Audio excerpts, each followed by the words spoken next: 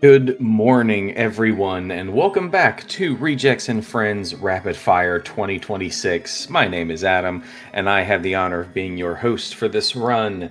Hope everyone is doing great this morning. We are here benefiting Planned Parenthood of America. And just to get the most important thing out of the way first and remind everyone of what we're here for. Planned Parenthood is an incredible organization that believes that your body is your own and your health is their highest priority.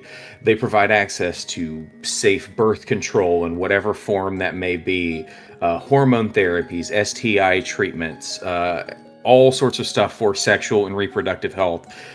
We here at RAF love Planned Parenthood. We support them endlessly, and thank you so much for all of your donations, allowing them to do the incredible work that they do. And your donations don't only go to that, though. We have a couple of things available currently on our donation page that you can put your donations towards. We have a raffle going on, the My Collection wallpaper by Joshy FE8. It is an adorable wallpaper of Link standing outside the My house with a pile of My. You can use !schedule in the chat and click on that link to see a picture of it. It is adorable. And we also have a bid war going on right now for a 100% IL showcase in Link Between Worlds. You can choose a dungeon that our runner, Mimi, will go in and clear as fast as possible. You can choose the Swamp Palace, the Ice Ruins, and the Desert Palace. Now, what makes these dungeons special is they're dungeons that you don't often see in the 100% run. So it'll be a glimpse at a part of the game that we're not really going to see during this run. And so, yeah, you can put your donation toward that. You can put your donation towards the raffle. Make sure when you leave your donation on the last page, right before you check out, there's a little drop down that says leave a comment. If you would like to leave a comment on your donation for me to read out in my wonderful, not at all running on 5 hours of sleep voice. With all of my hot dogging and grandstanding out of the way, it is time to go to Low Rule. It's time to meet a man in a rabbit hat who is definitely not Link. Minnie, take it away. Alright, thank you. Hello, everyone. I'm Minnie. I'm gonna be running A Link Between Worlds 100%. I have my commentator here with me. Hello, I'm Flora. I run the ILs of this game, and occasionally full game. Okay, and let's just begin in 3, 2, 1, go. Okay, so yeah, this is 100%. A few years ago I did any percent for RAF, and now it's 100%. So 100% is, as in most Zeldas, is based on collecting all of the items. So I'm gonna have to get like heart pieces. There are these Mai's that I'm going to have to collect 100 of. Going to have to upgrade all of my items, buy all of the items, and a few random other things. And of course, like beat all the dungeons and beat the game at the end.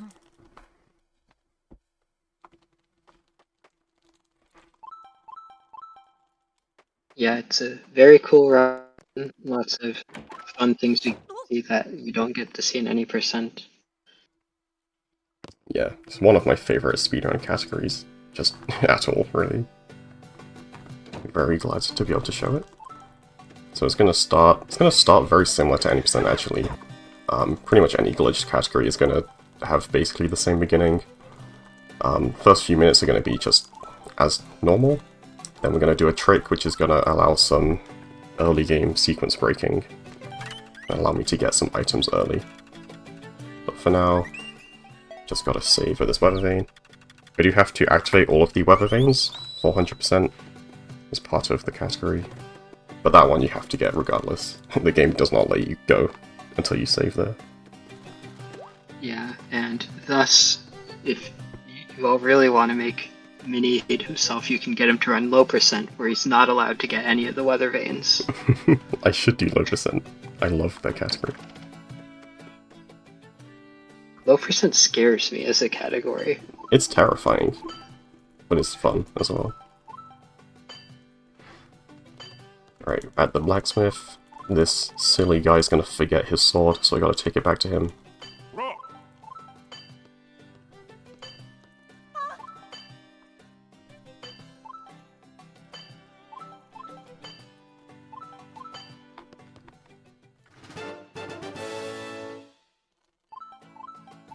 So now they're going to tell me to go to the castle, but this is where I'm going to decide to go a different way. I'm going to head to Kakariko Village. Yeah, we're gonna procrastinate going to Hyrule Castle for a while. Yeah. So I'm here just to activate this weather vane, because weather vanes they will become the like fast travel points that I can warp to later. So I don't actually need to do anything in Kakariko right now. I just want to activate that for later. Yeah, I don't think there's much for you to do right now anyway. No. So where I really want to go is here, and I'm going to use this bird. I'm going to lure him over here and do a trick to get into this cave early. Now I have to get through this cave. I do have a sword, but I'm not allowed to use it. So this cave is pretty scary with these Moldorms. Yeah, definitely. Damage can rack up really quickly if you're not, like, ready.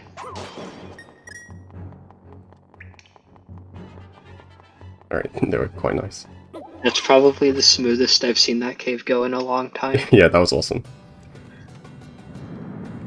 Okay, and this cutscene that's playing is very important. This is the whole reason I came here early. You'll see why in a little bit. I do want to activate this weather vane and collect some more rupees.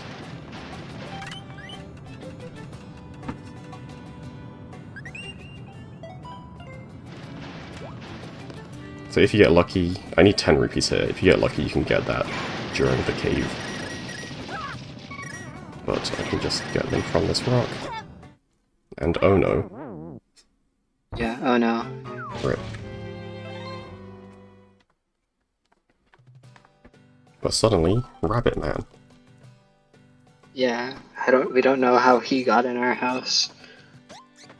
I think he was here the whole time, right? Surely. Okay, so yeah, when you... He really had to have been under the bed, maybe. Yeah. So the Death Mountain, you're not supposed to get there until a bit later in the game, like after the first dungeon. So if you go there early, that cutscene is the trigger for Ravio to open his full shop. So by going there early, he opens the shop early. Which lets me skip a bit of early game stuff, and also rent items right now. Yeah, there is a counterpart cutscene to this that does it, but we can't get to that early without having sword. Yeah. I'm pretty sure, at least. Also, it would kinda suck to do, so Death Mountain is just easier. Yeah. And it's fine, because I get to activate the weather vane anyway, so I have to go there later. Alright, so now I'm kind of continuing with the early game a bit more, as intended. Gonna go to the sanctuary, deliver this guy's sword.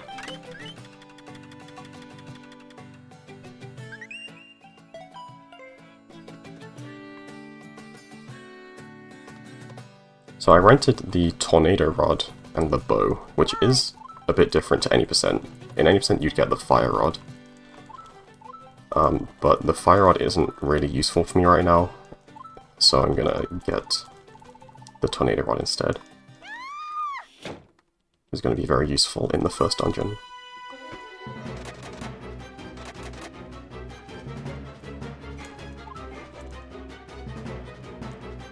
Alright, here's Dampe. He exists for some reason. Yeah. Yeah, we'll get to see him here, and then probably like, never again. Yeah. There is a second Dampe, but we won't see him. Yeah. Shiny Dampe.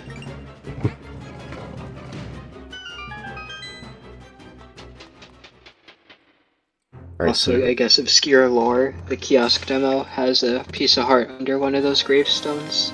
does it? I did not know that. Oops. Okay, so I just got the lamp. And the lamp actually gives you the ability to equip items. So even though I rented some items earlier, I actually couldn't equip them until now. So coming here is very important for multiple reasons.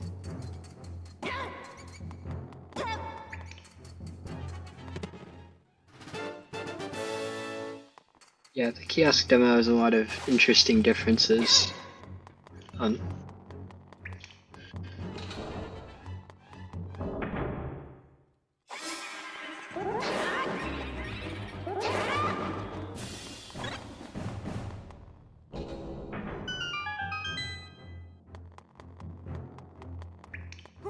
Yeah, then here just like A Link to the Past. It's the same switch. Yep. Because this is A Link to the Past too, in Yep. other languages. Okay. So we're done with... That's basically all of the early game stuff we have to get out of the way before we can properly progress with the game. You see Link is sleeping on a desk right now. It's a bit strange. Yeah. But Ravio is Cannot here. be comfortable. Oh. Oh dear. So this is a consequence of doing things out of order. There is a second Yeah. Ravio. Yeah, there's two of them. Oh god, what are we gonna do? Alright, and this isn't just a quirk of the cutscene or anything, like, there are actually two Ravios, and there will be for the entire rest of the run, so get used to it. Yeah. And I don't think you can fix this, because I'm pretty sure if you, like, go to the other early game cutscenes, it'll just crash the game. I think so, yeah. That's okay. He will... You see this Ravio that I'm talking to right now, the one at the back? He is standing right in front of the bow, and that means it's actually really awkward to try and rent the bow. It's actually gonna be in my way later. Yeah, it's really annoying to deal with for, like, the first few times. Yeah, I don't really get it, but like in some states it's completely just not possible to get the bow when he's standing there. Yeah, I mean, both Ravios move around as you move around in the shop, which can be a challenge. Here is a very important cave. This is why I wanted to get bombs Yes. early as well. Alright, this is Mother Maiamai. Yeah. She is going to give me the best side quest in the entire Zelda series. Definitely. The Maiamai Collection. This is basically this game's take on like gold sculptures from Ocarina of Time. So there's 100 of these guys, like this one right here that I'm going to ignore, because I actually cannot get him yet. And so yeah, throughout... If you like My Mai's, you can donate $5 and get entered into the raffle to win the My Mai collection wallpaper. Yes, you can. I like Maiamai's. Yeah, I also really like them. So yeah, 100 cute little guys that I'm gonna have to collect throughout the entire run. So now I'm just heading to the first dungeon. Eastern Palace.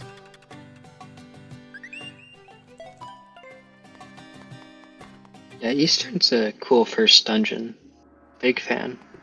Yeah, it's not bad.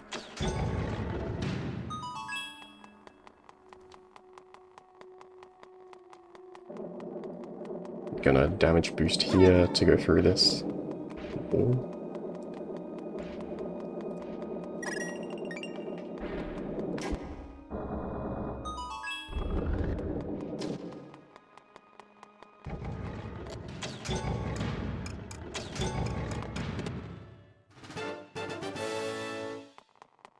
And it is possible to skip this small key, but it's not faster, unfortunately.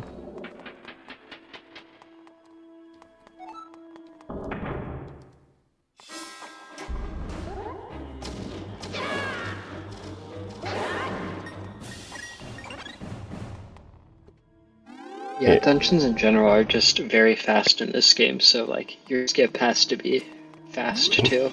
Yeah, Otherwise ooh. it's just not worth. Ooh. Did not want to get hit off, but I will take the red rupee. And then here is going to be a cool trick. So I have the tornado rod early, which you're not supposed to be able to have at this point. I'm gonna use it. I'm gonna lure this guy over here. Oh my god. Oh! I'm about to die. Oops. Okay, that's not exactly how I wanted that Good to you go. caught that. Yeah, good you caught it before you died. Yeah.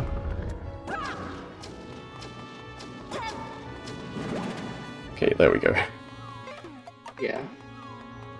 Right, so that's called Tornado Rod lifting. So I use the Tornado Rod while that guy's hitting me, and then the enemy comes up with me and then pushes me out of bounds. And I can skip the boss key like that. Yeah, and another fun thing is you can do that with like the Laurel version of the Armos statues, but the timing is slightly different. Yeah, it's a bit weird. You guys might be able to see that later if you vote for Desert Palace. Yeah, Desert Palace has some really insane tech, and is definitely the hardest to execute, so if you value, runs that are hard, pick Desert. Desert Palace is currently in the lead with $70. Ice Ruins has 35, and Swamp Palace has 25. Nice. Desert All Palace. three are insane. Yeah. All three are insane heavy hitters, but yeah, Desert is really cool. And out of those three, Desert is also by far the longest one. So, I guess if you want value for your money, that would be the one to go for.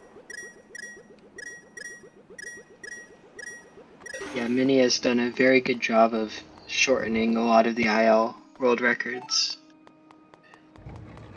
And it has been a big challenge to try to get them back.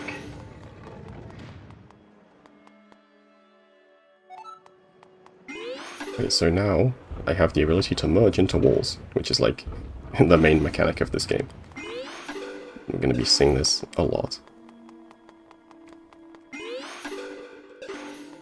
So just collecting some rupees before I make my way out of the dungeon.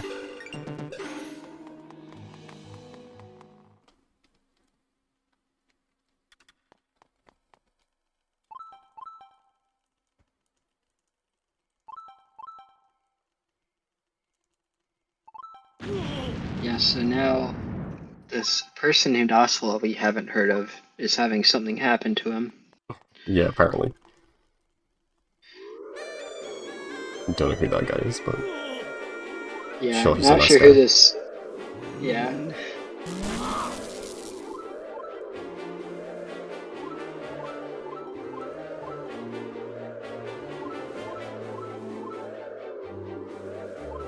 Alright, so at this point, you were supposed to have gone into Hyrule Castle, and then Zelda gives you this pendant, but obviously we never did that. But, he just gives it to us anyway, I guess. Yeah. Also, to my knowledge, the Master Sword doesn't even check if you have this pendant. Oh, really? That's funny. Yeah, I'm pretty sure it only checks the other two. Huh. How...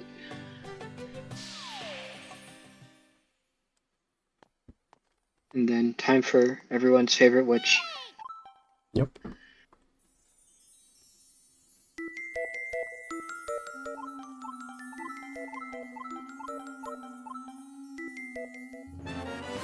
Okay, Bell. This is going to let me travel to any of those weather vanes. So, very handy item.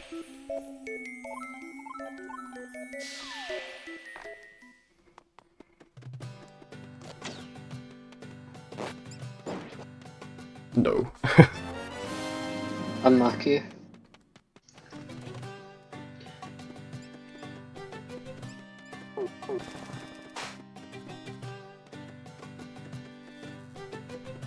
Alright, we're heading into the witch hut. I'm gonna collect my first of 100 Maiamais. This is the only one that's inside a building as well, for some reason.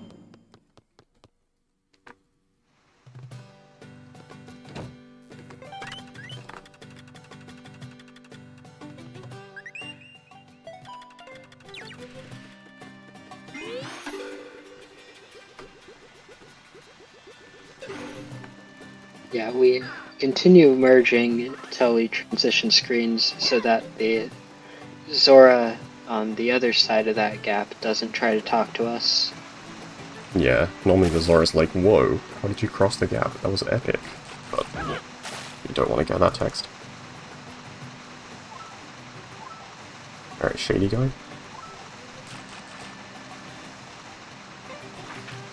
I'm pretty sure this cutscene here is the counterpart to the Death Mountain cutscene, but I'm not certain. I It's think... one of these Zora cutscenes. Yeah. But yeah, we can't get to there early without doing a trick called bee boosting, which is not fun. It's not. Alright, I'm gonna do something a little bit lame here. I'm gonna grab this rupee, which I wouldn't normally get. But I'm about to have to do a mini-game that I've been kind of bad at lately, so I kind of want extra rupees in case I have to retry it. But Yeah, it's not too far out of the way.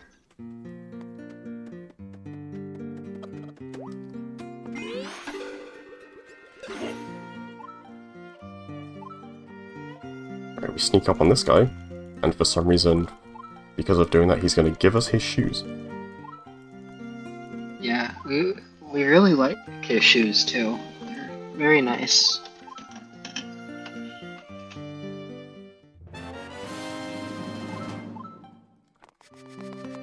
Right now I can move fast. Yeah, this will let us get quite a lot of the Mai that we couldn't otherwise get. Yeah.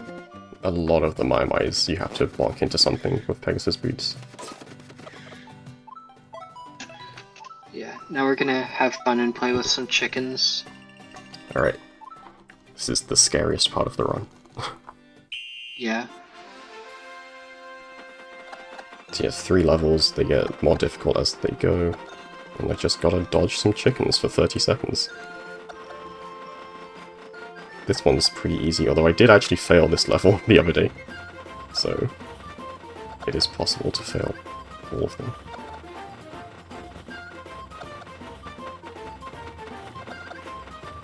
Yeah, and failing is rough because no matter how close you get, I'm pretty sure you don't get any prizing unless you win. Yeah.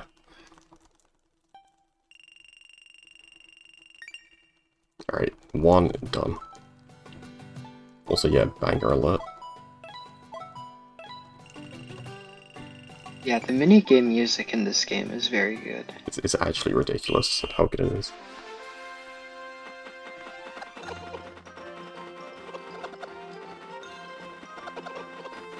Yeah, here we get introduced to the big chicken.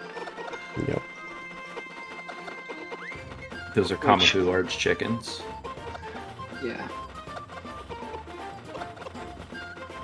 Which, if you can survive this minigame for 1,000 seconds, the game will unlock a big chicken that chills there permanently. Yep. But that is not part of the 100% run. Thank God. Thank God.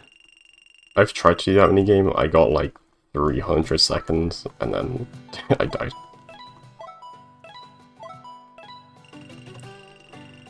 Alright, this is the one I'm pretty scared for. See how this goes.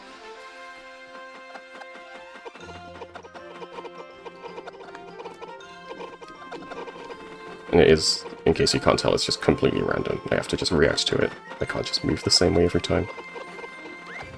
Sometimes there's basically nothing you can do. They just like corner you and you die.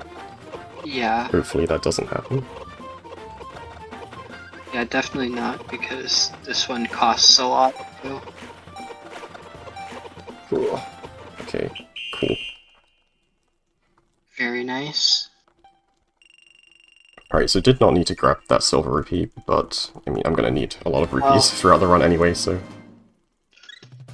Well, I mean, we saw a chest game. You never know how that can go. Yeah, exactly. Alright, another minigame. This is the minigame area, I guess. Yeah. This game here actually is very nice because the music is very helpful in telling how long time has passed. Yeah, so I have to collect rupees and then go talk to the goal just before 30 seconds, but there's no timer. But luckily the music— oh my god, what the hell? I've never seen 2 red rupees from that. I've never seen 1 red rupee from that. Yeah, I didn't know you could get red rupees, let alone multiple out of that.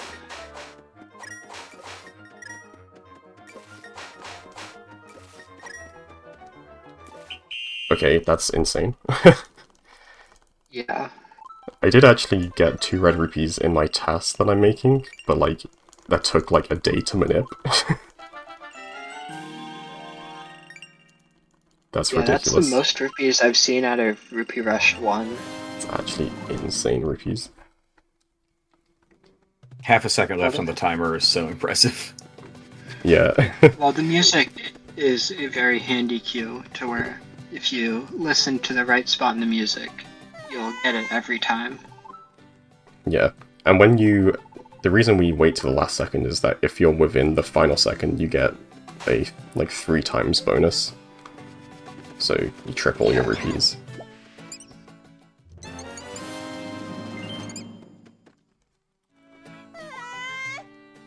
Yeah, if you just listen to the music, it's pretty easy to know when to go.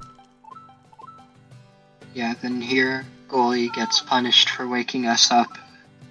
Yep. But yeah, now we get 2 items, which is rather handy. Yeah, a bit weird in this game, but your second item slot is unlocked by getting that item. Which I don't think any of this other game has done. Yeah. Yeah, and most categories... Actually, I think only 100% categories get the pouch. Yeah.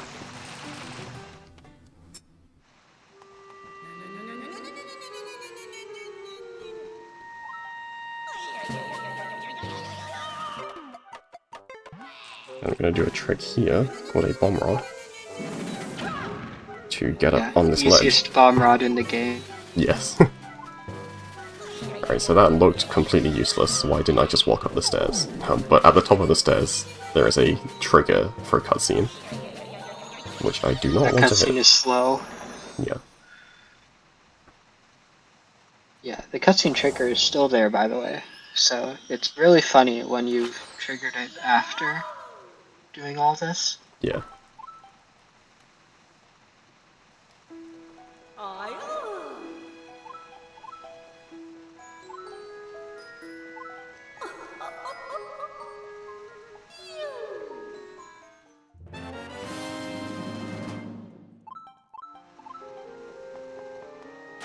Yeah, then we need the flippers to get every Mai.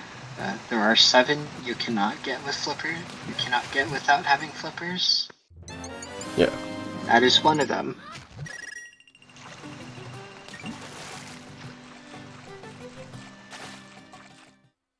Alright, just collecting some stuff in this area, and then I'm going to be heading to the next dungeon, which is going to be House of Gales.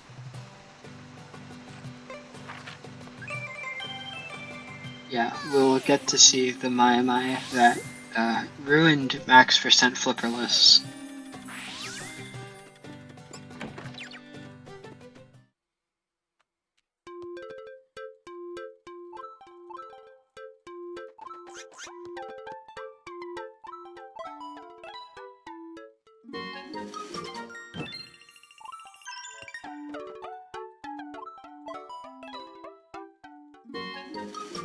Right, just renting some more items.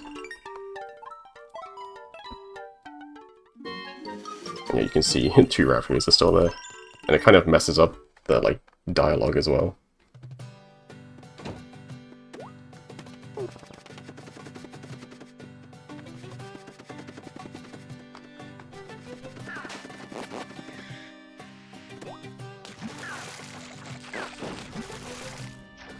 Yeah, so this Mai outside of Gales, while you would think should be no way you can get that without flippers, I've actually discovered you can. And if it is awful. 0 out of 10. Probably the worst trick in the game. Yeah, don't try to do that. Don't. You will lose your sanity.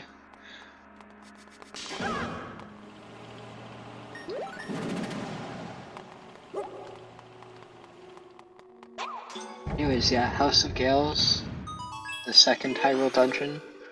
You can do the Hyrule dungeons in any order, but just with 100%, it's nicer to do Gales first. Yeah. Yeah, and like any percent, it's basically just up to the runner what order you want to do dungeons in, but for Hundo there is actually a set order. At least with the way they're out currently is.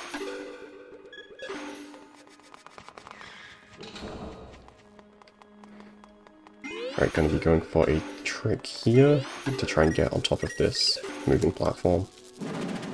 Nice. Yeah, that trick is so cool when it works, but I feel like when you miss it like 20 times. Yeah. Okay, I had no stamina, that sucks. Heartbreaking. Yeah, I didn't realize you could do Yeah, that so- until recently. You can actually be too fast and then not get your stamina back in time. Yeah, I've never seen that happen before. I think you just threw the bomb a little early. Yeah, maybe. Like, but yeah, so stamina. So, because of the sequence breaking, you can't see it, but normally there's a little purple bar on the side of the screen that tells you how much stamina you have to use all your items. Okay, I was wondering about that. I was like, am I losing my mind? Where's the bar?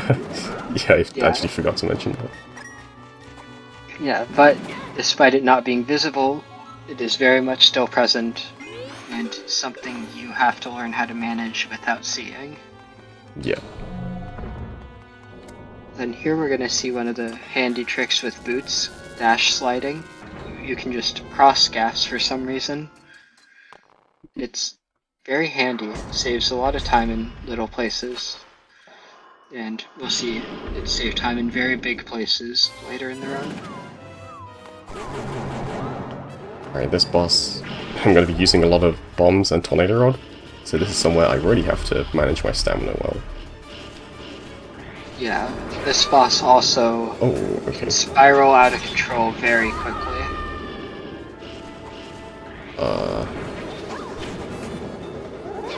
That's not how that was meant to go, but sure.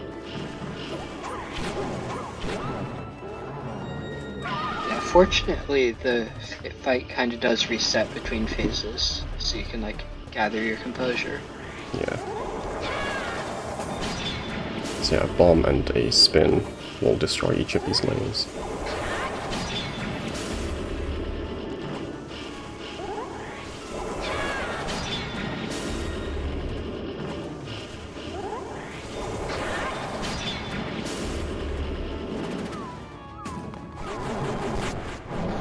Yeah, Okay. then there we actually wanted to finish at the bottom for a trick we'll see in a bit.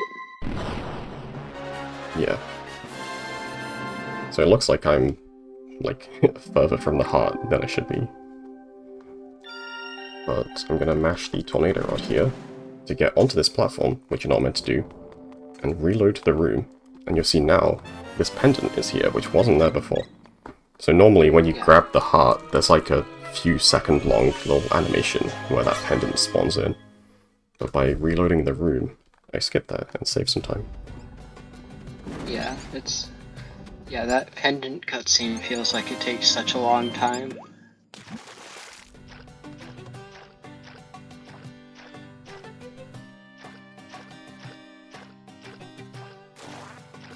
And I guess for context on how you could get most of these Mai-Mais without flippers, Fake Flippers does also exist in this game. It's hard. It soft locks if you fail it the right way, which is really easy to do, because it's like half the ways you could fail it. Yeah. And it's stupid precise. Yeah, it's basically like you hit a screen transition at the same time you enter water, and it like tricks the game into putting you in the swimming state, even if you don't have flippers. Yeah, that bottle under the bridge there is actually also not possible without flippers, because the game will soft lock if you try to go under it without flippers.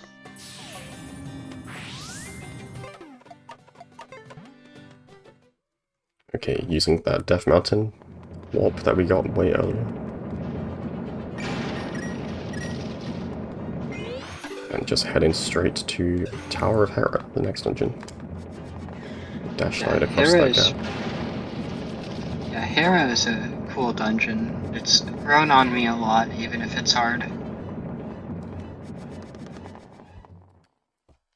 Oh my god, oops. Sorry. Opened my Yeah, phone by sometimes accident. the merging in this game just doesn't let you merge, and it's kind of annoying. Yeah.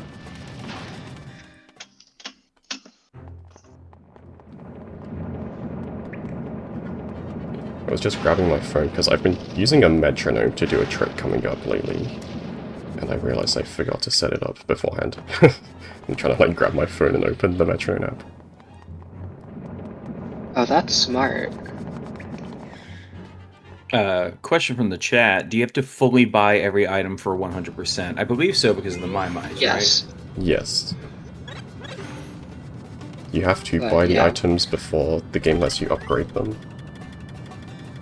yeah, you just can't buy the items until you get Master Sword. And yeah, so here Minnie is going to have to lock in because this dungeon has one of the hardest tricks in the game. Yeah, it's this dungeon. Yeah, so there using the bow is a little time save we get to take advantage of because pouch. So here we kind of just go up.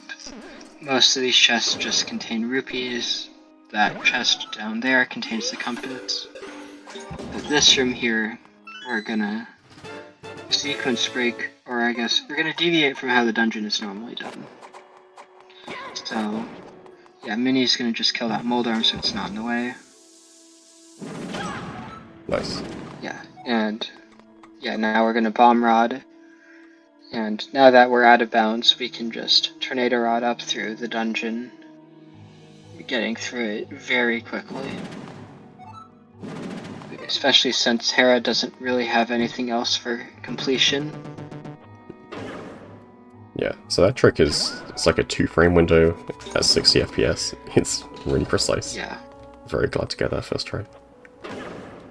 definitely, because due to the stamina system, it consumes a ton of stamina. Yeah. Both bombs and Tornado Rod use up half of your stamina per use, so you just have to wait around for like 10 seconds between each attempt if you fail. Yeah, and because you can't see the stamina meter, it's tough to figure out if you've recharged enough stamina.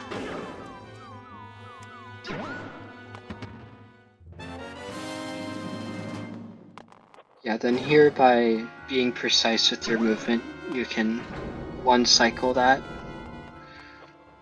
And now we get to go fight a burger. Yep. We'll actually get to fight multiple burgers in this run, and that's very cool. Yeah. I'm gonna fight like 4 of them in total, I think. Right, the bow does twice as much damage as my sword right now, so I'll use that as much as I can. Yeah, since the bow in this game does the same damage as the Master Sword. Very clean fight. That is harder than it looks. Yeah, that was a good dungeon. Even Yeah, making him look like definitely. a burger, they could never make me like Moldorm. Oh yeah, no, definitely. When this fight goes wrong, it goes wrong spectacularly. And then same thing there, reloading the room to skip the little pendant animation. Yeah. If you do it precisely, you can actually respawn abuse to get back onto that platform without having to hammer. But yeah, that's really only beneficial, I think, in any percent or glitchless where you only have one item. Yeah, it's more useful to just skip having to equip hammer again.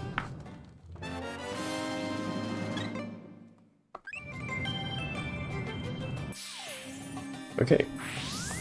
All of the Harrow dungeons are done. Now I can go get the Master Sword.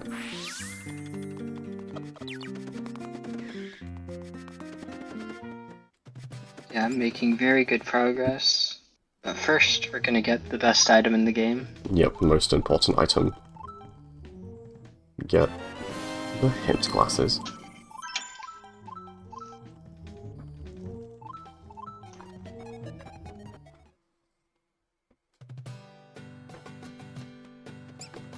Just a few more collectibles on the way. Yeah, one of the nice things with like 100% of this game is most of your collectibles are just on the way of doing things you would already be doing. Yeah. There's only really one like section of the run that's like a big collection segment. It's gonna be after Dark Palace later. But yeah, most of it is just get stuff like on the way to the next dungeon. Question from chat: are you going to wear the hint glasses from now on? I can? No, I'm not going to.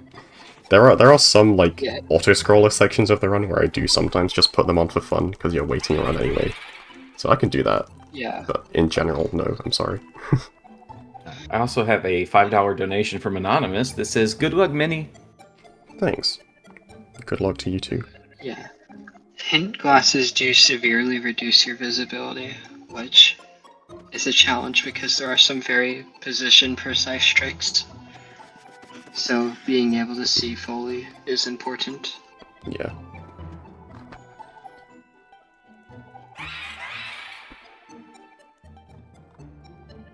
Yeah, so the ghosts here are actually very nice. Their movement is predetermined, so we only really have to look at where they end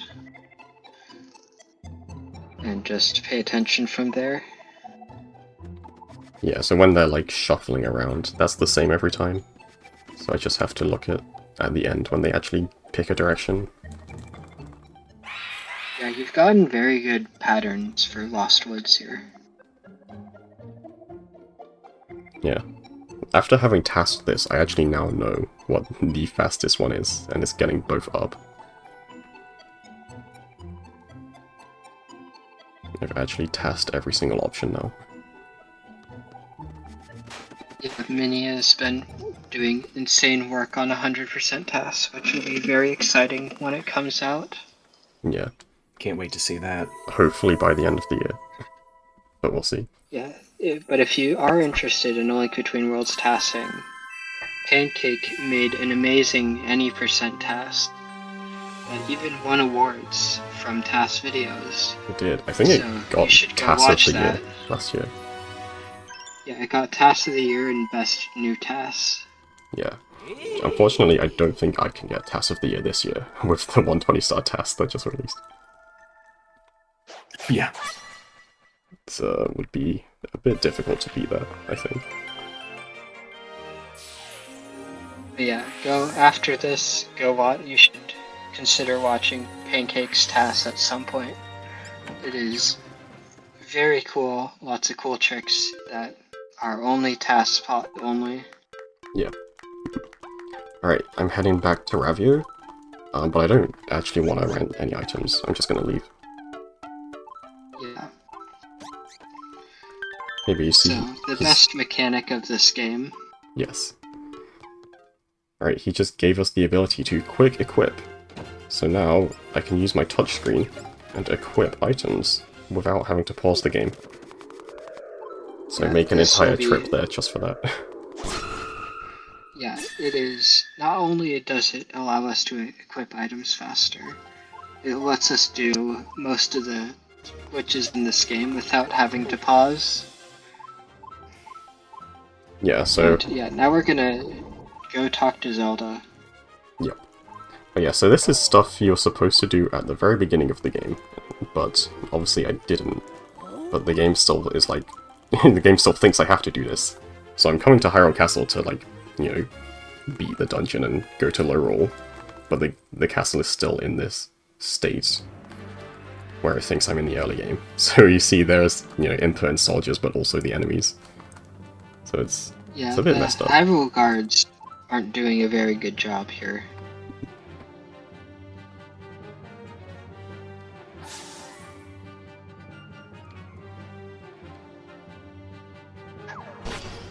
I have a $25 donation here from Get a Life Mia that says, belly slap for the fans. Maybe if I get a world record, I'll do it. Your world record here is insane. There's been some time saved since. But yeah, it's pretty good. Well, yeah, I mean, you're miles ahead, I feel like, on your world records that you do have. Just wait until Thunderbolt runs them, and then I'm cooked. Well, Thunderbolt, as mentioned, glitchless is too hard. Really? So I guess that's compliments to both of us. Yeah, I'll take it.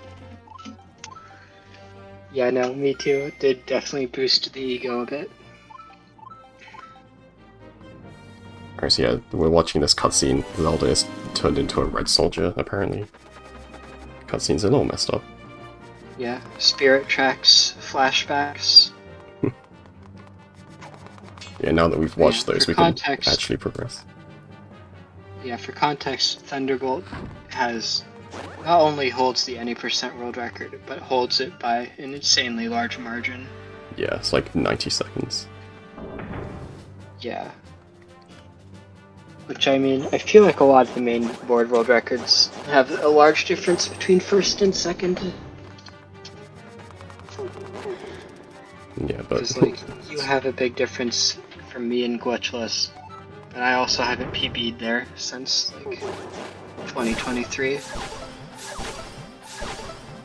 I'm just gonna use the ice rod to kill that guy quickly. Please die. Yeah.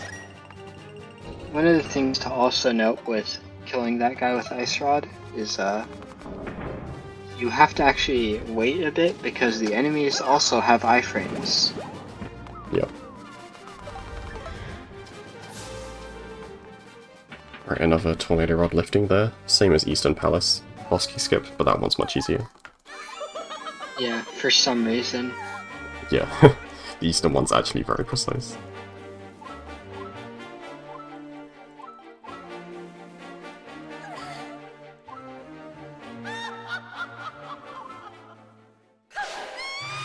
Alright, rip Zelda. She's dead forever.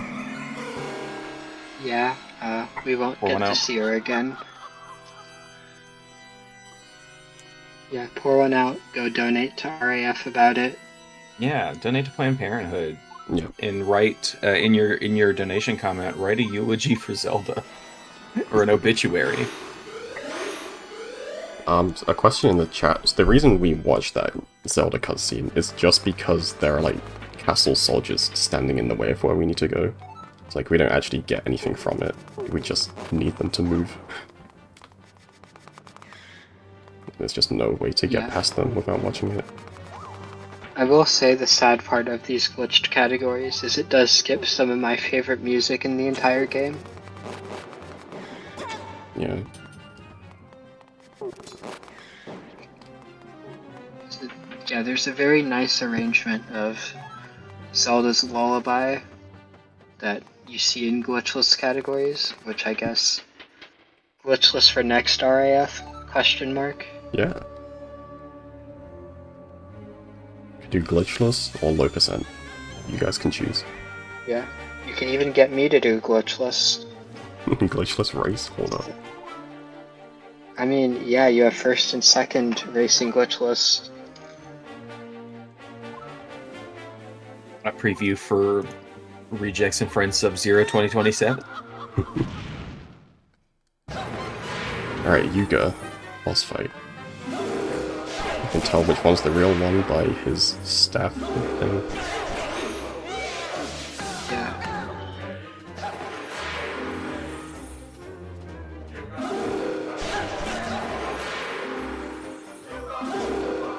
And I can skip a cycle here by doing some spins. Nice. Free money. I'll take it. Yeah. So yeah, that fight is all just random, basically, when he goes into the walls where he goes. When he merges and moves around, the real one, like, stays the same. So you can just follow him around the wall. But if two of them, like, cross paths, then they can swap places. So it becomes a bit of a pain to keep track if they do that. Yeah, so it's kind of just an RNG time loss that you can't really do a whole lot about if you get unlucky.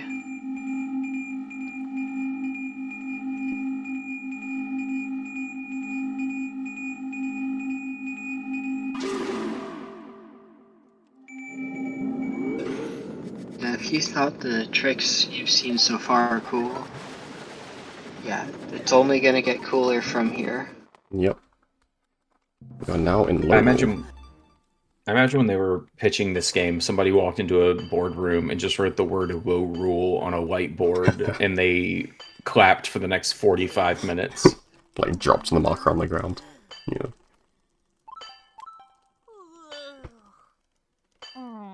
Yeah, then here, the lower hole blacksmith's wife doesn't like us very much. Yeah, she's kind of, like, mean for someone who just got, like, knocked unconscious, you know? Times are tough in low rule. I guess. Oh, definitely. I guess they have bigger things to worry about. Times are tough for Yeah. everybody, and that's why you should donate to Planned Parenthood of America. It's true.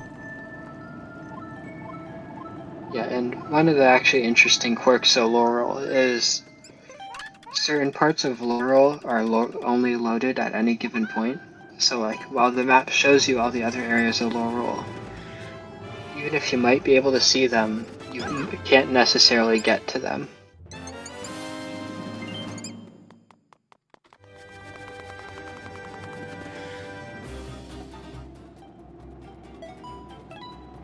Yeah. Then here we have a classic 2-3-1. 23 is number 1 puzzle. Yep. Okay, just heading straight into the first dungeon for low roll. Thieves' Hideout. Yeah, or as often I like to call it, time loss hideout. Yeah. This dungeon does have one of the newest time saves though, which is going to be in this next room. Yeah. It's a really cool time save once. Like, once you get it figured out, it feels so satisfying. Yeah, hopefully I can get it first try here. I've been messing it up a lot lately, but we'll see. Yeah, it's rather hard. Yeah, I did mostly figure out why I was messing it up, so hopefully it'll be okay, but we'll see. Yeah, for now I just gotta push some statues around. Yeah, so one of the things you might be noticing if you're an astute viewer is me is constantly pulling up the quick equip menu and then closing it. That's because it lets him skip the end lag of quite a few of the items, which will be very important later.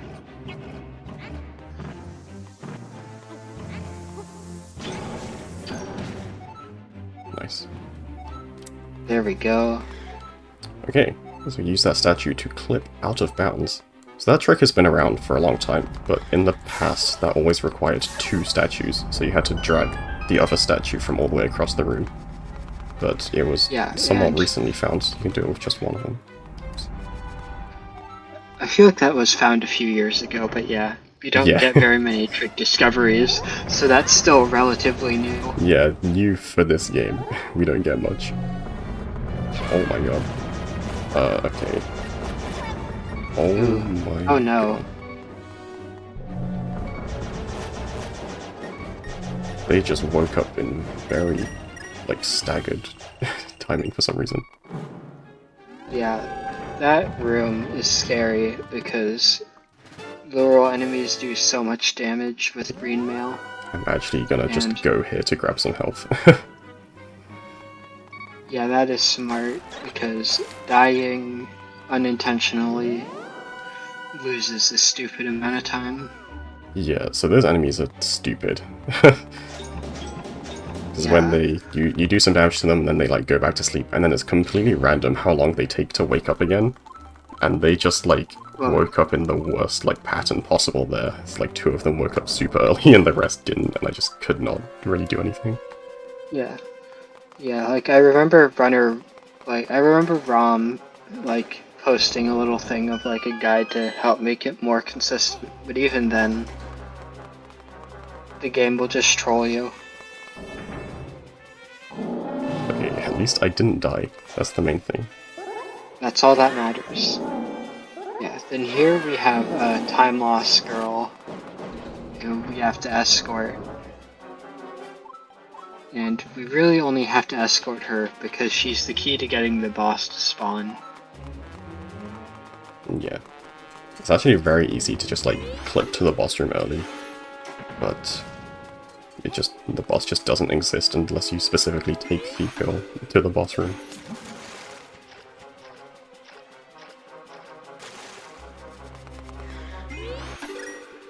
But I do need to come down here anyway because low roll dungeons introduce like extra items within the dungeons.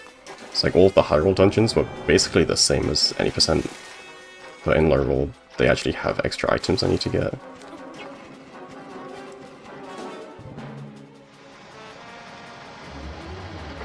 Oh yeah, well, I think Skullwoods is the only one that... Actually no, they all do, I realize.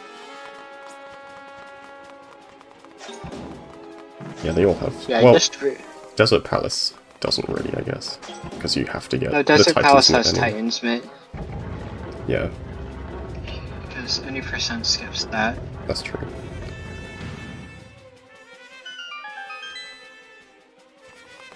Yeah, here we got the first Master Ore. There's 4 of these in total.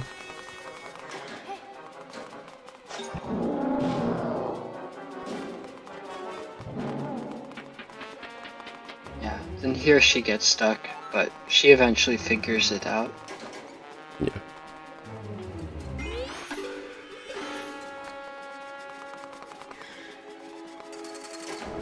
Oh, frame perfect Ooh. touch. Yeah, I don't think I've ever gotten that. I've got it like maybe 3 times.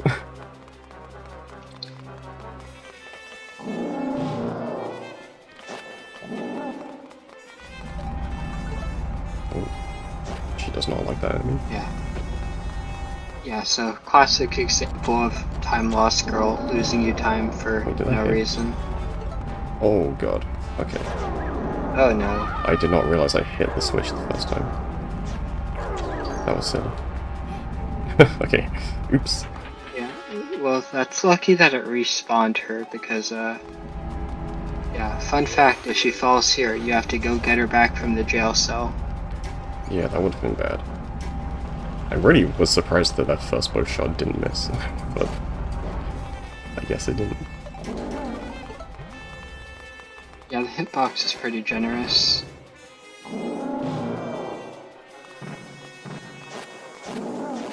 Right, replace some bombs to deal with that guy.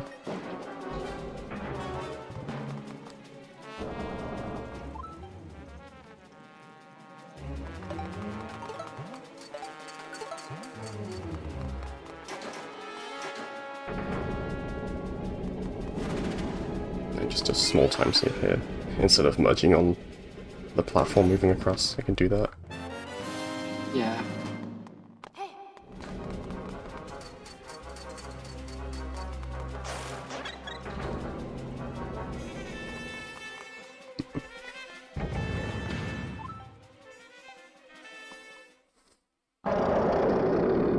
Okay, boss fight. For some reason, this boss is really weak to the hammer, so I'm gonna be just using the I don't hammer think. against him. Yeah, there's like nothing in the game that tells you this too.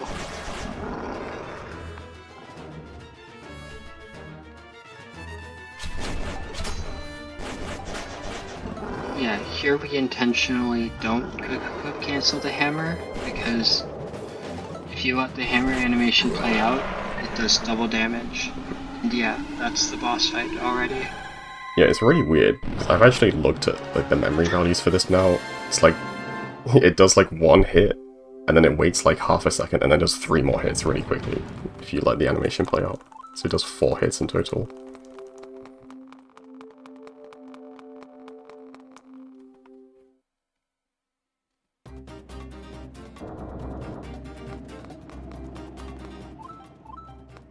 That dungeon was a bit scuffed, but we got it in the end. I mean, average thieves hideout, honestly. Yeah. I got the trick first try, that's all that matters. Honestly, yeah. Knowing Thieves Hideout, it could have gone so much worse. Yeah, then here we get Osvala. And we need him because...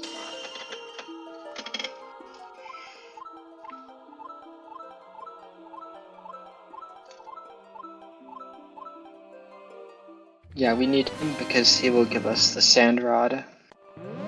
Yep. Which we will need later to get into Desert Palace for Titan's Mint. Yeah, so in any percent normally you would do this dungeon last, because it actually skips like a minute long cutscene later. But it's just so awkward trying to do that for Hundo because of Sandrod being locked behind this dungeon. Yeah. I do want to save here.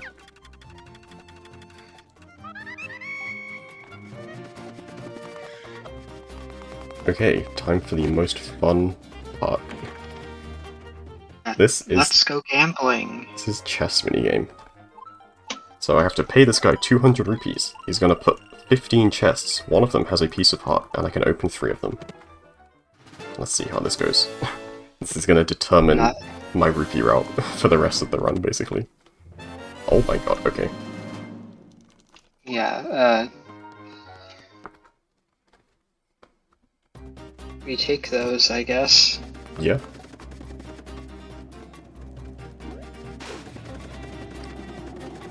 In most of my runs lately, I've lost like 3 minutes there. So getting first try in the marathon run is pretty sick. Yeah, especially since you only got 1 rupee. Yeah. So ideally, I would have 650 rupees leaving there, but like, getting first try is worth it. I'll just have to get like an extra gold rupee later. Fortunately, the game is generous with those in Laurel.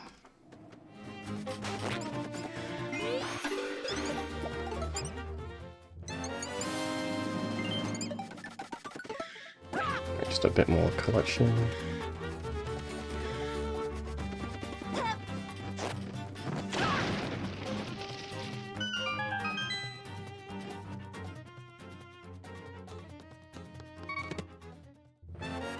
So, fun fact in hero mode here, we actually get Ravio's journal. But Yeah. obviously we are doing this in normal mode because in hero mode, you take 4 times the damage. Yeah. I actually had no idea about the journal until like a month ago, maybe. It's pretty cool. Yeah, here we're gonna ignore Sarslahara. We don't really need to talk to him. Yeah. Yeah, so if I had 650 rupees here, then I could buy the fire rod right now, and then I wouldn't have to buy it later. And that would also save me 100 rupees. But that is fine.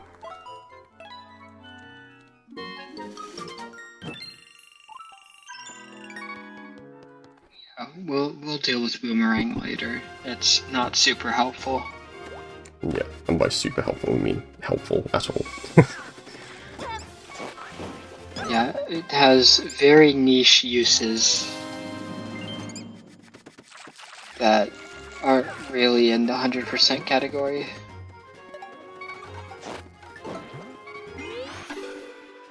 Okay, heading towards the Desert Palace, which is the next dungeon.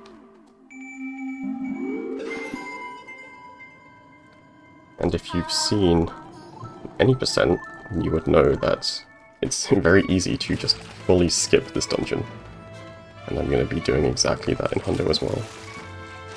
And with your donations, we can see all of the dungeon if you donate towards the bid war That's for the true. Desert Palace.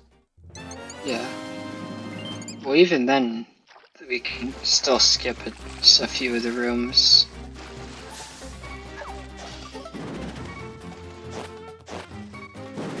Oops, that's not what I meant.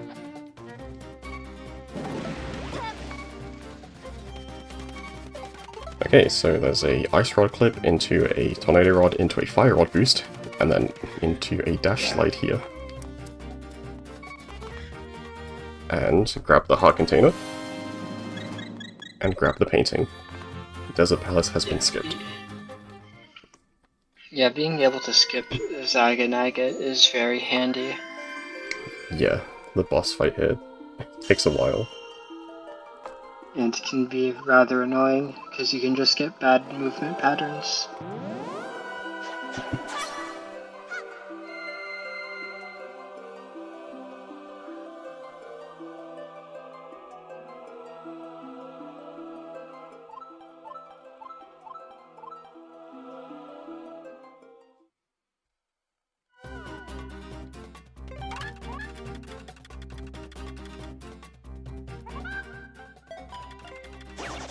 And then I'm gonna do another fire rod boost here, and then try to line this up. Oops. I have to like claw grip my controller for this, it's very annoying. Okay, if I line that up correctly, I can dash past that collision. Yeah, a Link Between Worlds out of bounds collision is interesting on like, sometimes it's just not there, but other times it is. And there's no really good indicator of where it is. Yeah. And especially when you're transitioning screens, it only gets worse. Yeah. Okay, and here, you can use this bird to clip up onto this rail. Get up here. This mine just pops out of the ground for no reason. I did not realize that you could do it like that. Yeah, neither did I. I did it by accident recently. I was like, oh, okay, that works. I feel like this game always has something new to learn about how it works. Yeah, and then here is a difficult trick.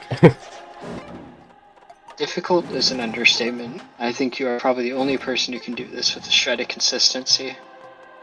Yes, this is sand hops. This is a trick I found. It saves about a minute if you do it well. It skips the entire, like, east wing of this dungeon. But I'm not getting it right now. I'm gonna reload to get my stamina back. Yeah, this trick is insanely difficult. Like, I have put quite a bit of time into trying to figure it out, and I have not gotten it fully once.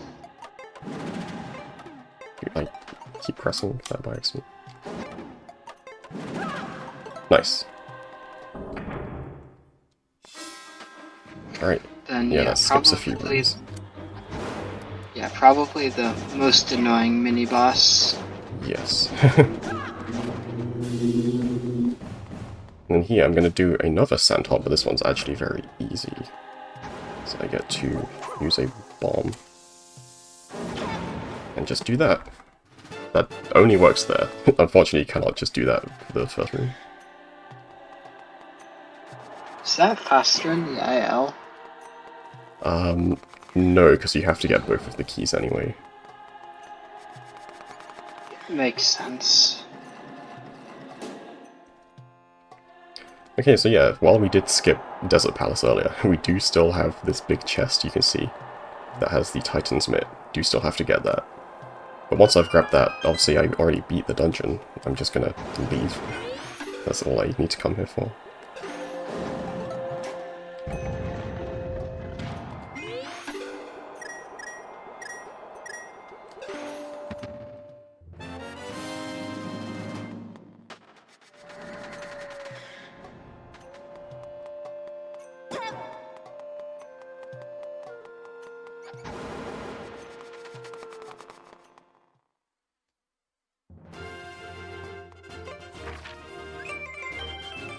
Right, done in the desert for now. Well, just done in the desert completely. Will not be coming back here.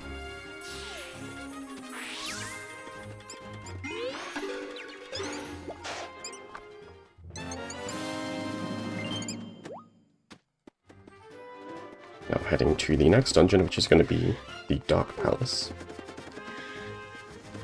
Yeah, Dark is mostly similar to any percent.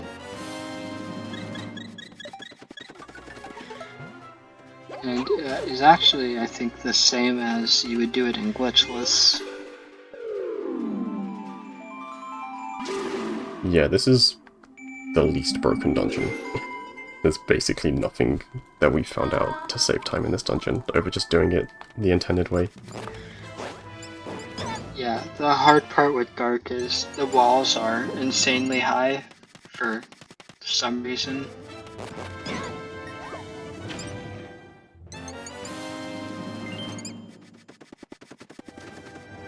Yeah, we're yet to find any big skip for it.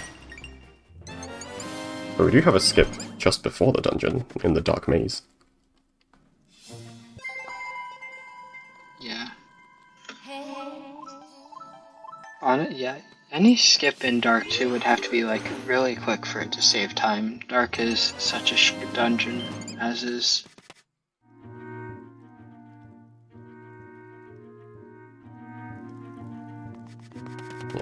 So here, I'm gonna lure this enemy towards this tree.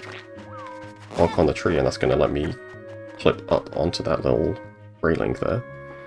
And it's gonna skip most of this stealth section here.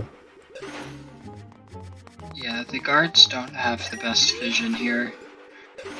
However, sometimes they can just troll you. Yeah. And that is really slow when they do.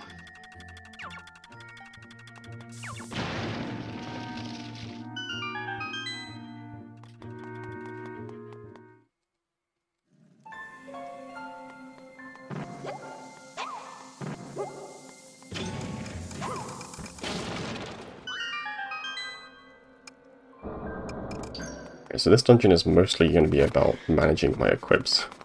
Just remembering to equip things at the right time. Yeah. Pouch will make managing these equips a lot easier. Yeah. It's also going to mean that I can have the lamp equipped for a lot of it, so I can actually see what I'm doing.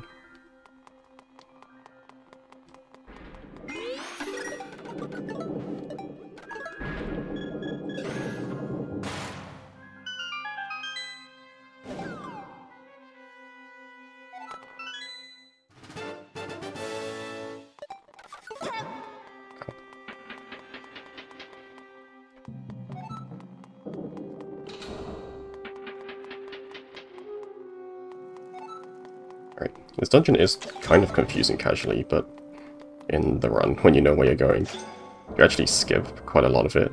It's like a bunch of rooms you just don't even have to go into. You skip a whole small key. Oops. Yeah. The Dark 100% IL is pretty neat, but Alright, let's grab this gold rupee.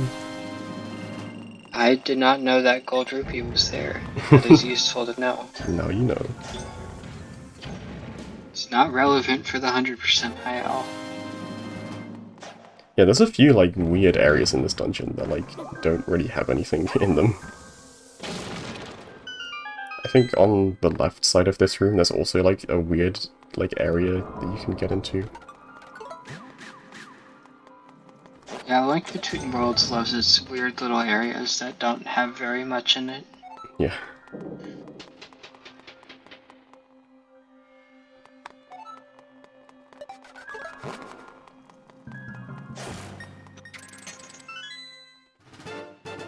Snipe the hookshot for that key. Oops. It's barely missed my dash. Yeah, if you do that dash right, you just make it all the way into the door frame.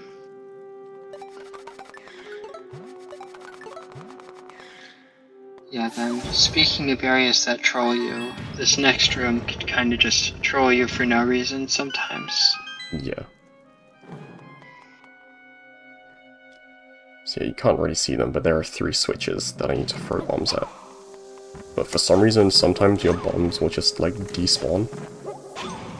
Hopefully that doesn't happen. Yeah, and No. fun fact, if you... Nope. Did not want that. Yeah, that was also really scary because if the chest cutscene and one of those item get cutscenes trigger at the same time, you do soft lock. Oh, I did not know that. Yeah. I'm glad that didn't happen.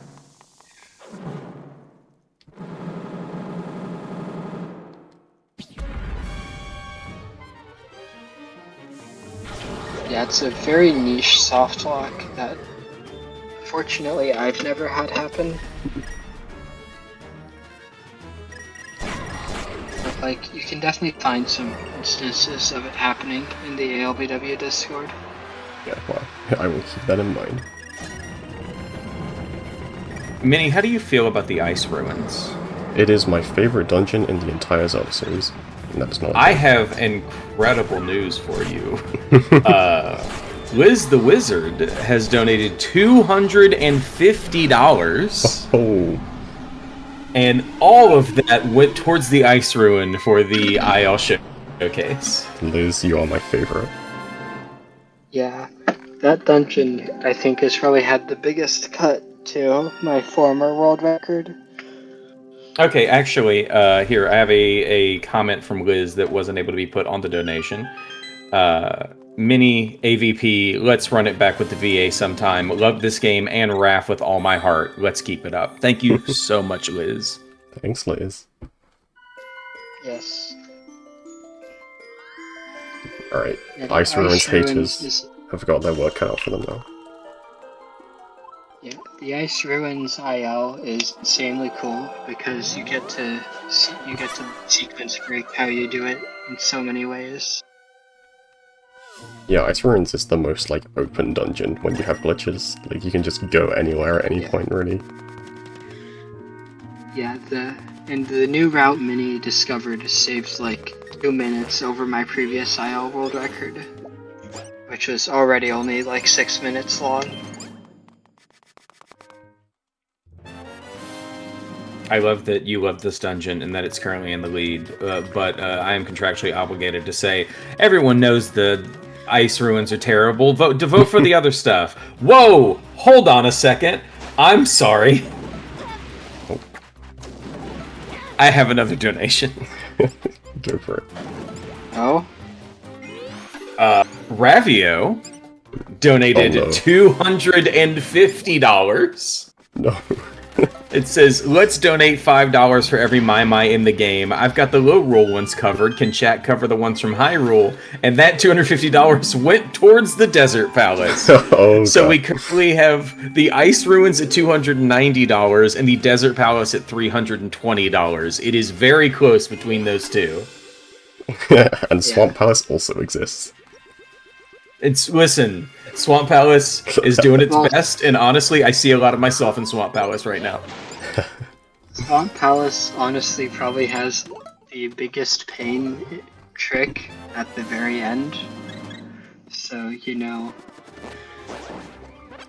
Yeah, Swamp Palace is really cool, but it also has the most annoying tricks in it, probably. Also, Ravio, not only did they donate $250, but we also have a $250 donation match. So the next $250 that get donated will actually be doubled. Oh, And that is also from Ravio. Well, someone has to match for the Hyrule Mai-Mais, right? Yeah. And they put that towards Swamp Palace. Easy. Yeah, Swamp Palace has a lot of... I really like the new route of Swamp Palace.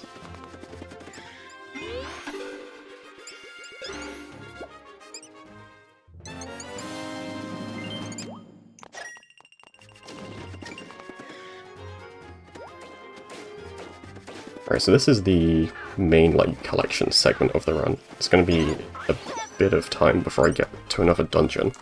I'm just going around the world collecting.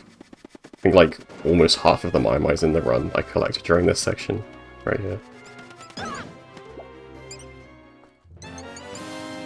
And yeah, as it was said in chat, we're only $125 away from beating Rejects and Friends Sub-Zero 2023. But with the donation match in progress, that means that we're only 70... Hold. 62 and a half. $62.50 away from beating Sub-Zero 2023. Nice. Yeah, so here we're gonna see some turtles, and unfortunately they will not be saved. Yeah, unfortunately I do hate turtles.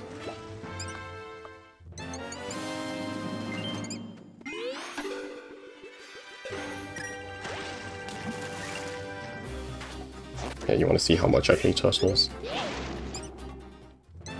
throwing that rock at them. So Yeah, I don't particularly care about them in this run because we'll get to see another trick where you can get horrendously trolled. Yep. Should be fine. So you're supposed to save those turtles and then they like give you a ride towards the dungeon. But I do a trick there called animation storage. And lets me jump up onto there when I'm not supposed to. Yeah. It is a really easy trick to encounter casually.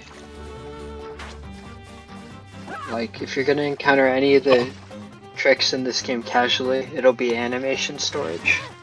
Dude, Okay, so I'm getting owned. I'm by sorry. enemies. We have another $250 donation match that just came in, which means that now every donation that gets made is tripled. Oh my god. For the next $250, every donation. So, like, the next $250 that get donated is actually $750. Sounds good to me.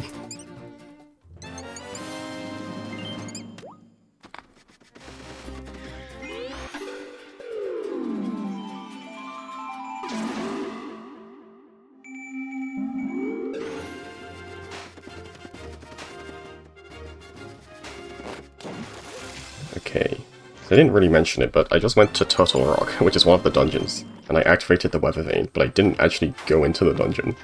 And I'm not gonna be until the very end of the run. I just wanted to activate the fast travel point early, so I can get back there later.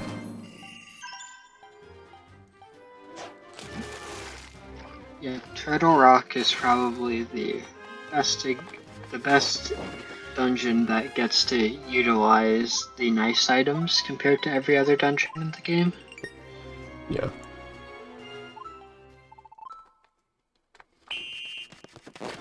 Okay, time for Hyrule Hotfoot. I have to race across to the other corner of the map. And on the way I'm gonna be collecting a bunch of stuff. And I actually recently kind of changed up my route for this, to collect a few more things. But that makes the timer a bit tighter than it was before, so it's a little scary. But I should be fine.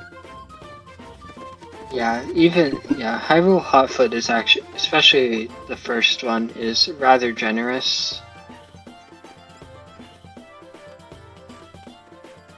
Okay, so on this one I'm gonna grab this, oops, grab this, my, and then also the heart piece behind.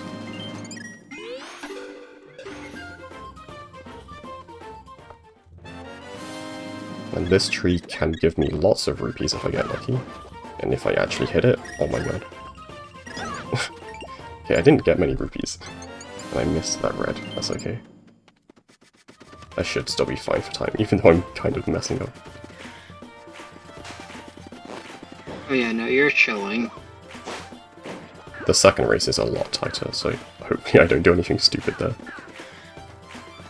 Yeah, sometimes that tree I bonked can give you like 4 or 5 red rupees, but I only really got blue rupees there, which is unfortunate, but that's okay.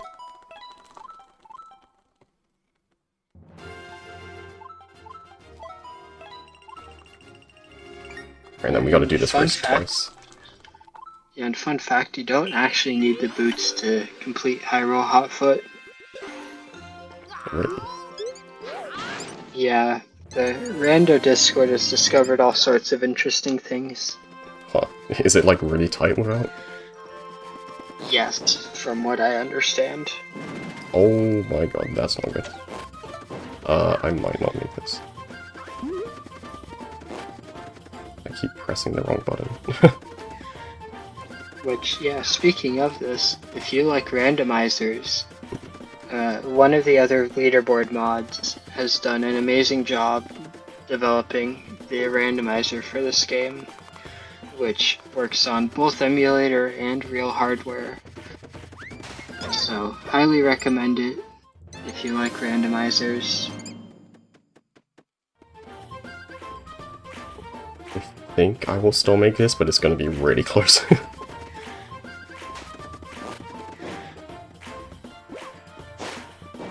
Yeah, it's gonna be tight. Okay. Oh, 0.3 seconds spare. Easy. Not even close.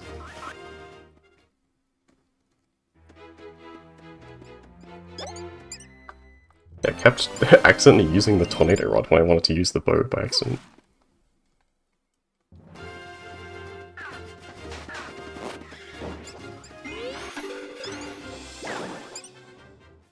Okay, that was a little scary, but it's fine.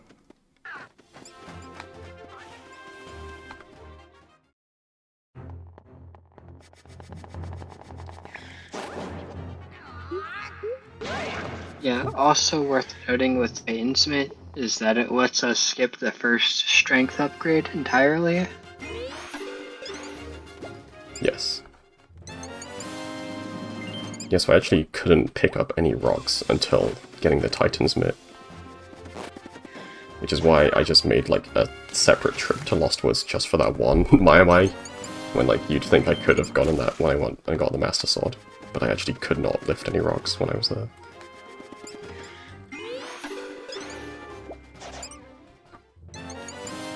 And yeah, that's another reason why doing Thieves Hideout last, like you do an 80%, is really bad for Hundo, because it locks you out of the Sand Rod, and that locks you out of the Titan's Mitt, which means you'd have to do every dungeon before lifting a single rock. It's just... there's no way you could route that to be fast. You know, unless we somehow discover Sand Rodless Titansmith, which, knowing this game, if it does exist, will be really painful to do. Yeah.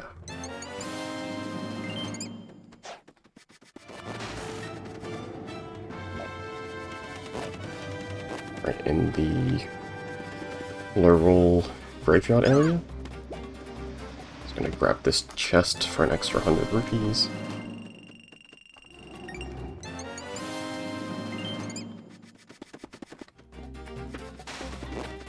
Yeah, so one of the fun facts about this is that you can see the Dark Palace area on the side from the Laurel Castle, or the Laurel Graveyard area. It is loaded in, and you can actually access it, but if you're going from the Dark Palace area and try to, you know, like, make your way to the Laurel Graveyard area, it's actually not loaded in, so you just can't get to it. I did not know that. Yeah, it was one of those things I figured out trying to do max percent of paperless routing back in the day. Yeah. Ended that dash a bit early.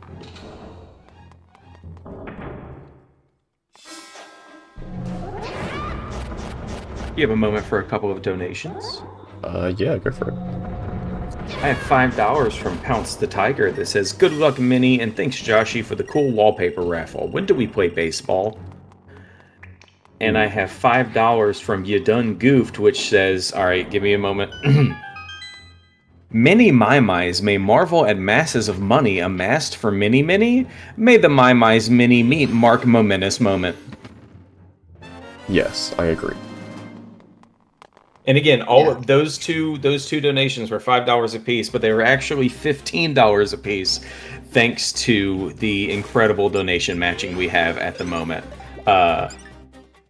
Each of those one went towards Ice Ruin, and one went towards Desert Palace, so they are still neck and neck with $20 between the two.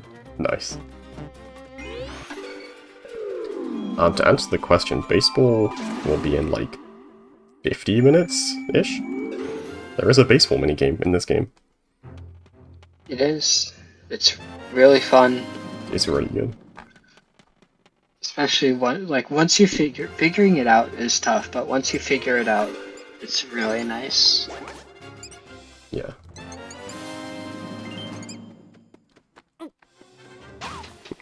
Right, heading back into the grave that we did at the very beginning of the run. There is a heart piece in here, but there was just no way to get it earlier.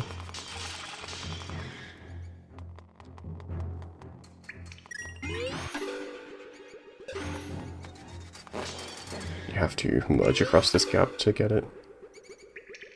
And we did not have the ability to merge back then. Yeah, and sadly we can't exactly tornado rod lift off the rats. Yeah.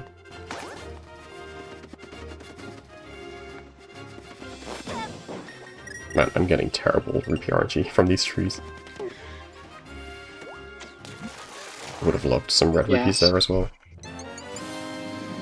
So that my under the bridge, while possible flipperless, is one of the biggest pains to get flipperless because the setup for fake flippers is really irritating.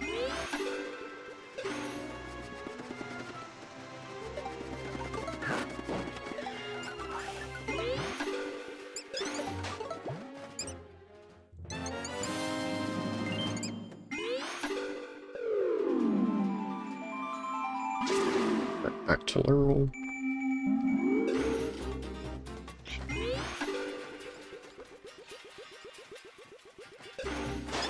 Why am I in the grass here?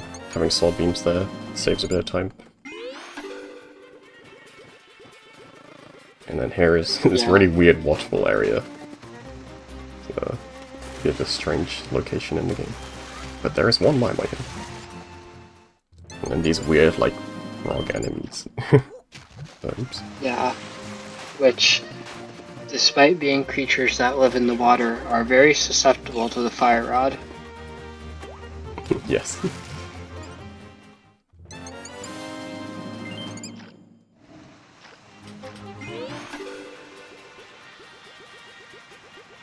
Alright, so we're almost done with this collection segment. Gonna be heading towards Ice Ruins in a bit. My favorite dungeon. Yeah, it's definitely one of my favorites as well.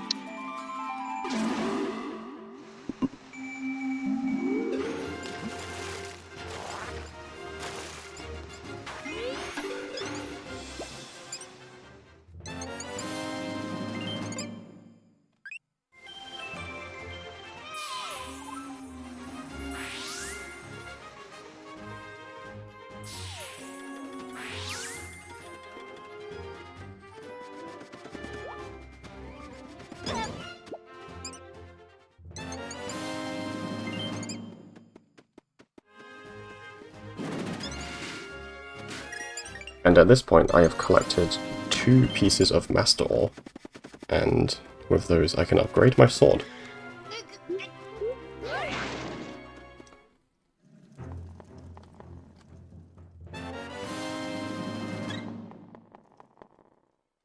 Actually, I've collected 3 pieces of Master Ore, but you just need 2 of them. Yeah. Yeah, so that cave is cool because you can actually fire rod boost to skip needing Titan's Mate for it, but it's just not really useful in 100%. Yeah, I was actually doing that for a bit, and then I timed it and realized it wasn't actually fast. It looks cool though. Yeah. I thought it would save a lot more time than it did, but throwing the rock isn't that slow, I guess. Yeah, it feels slow, but it's really not that slow. Yeah.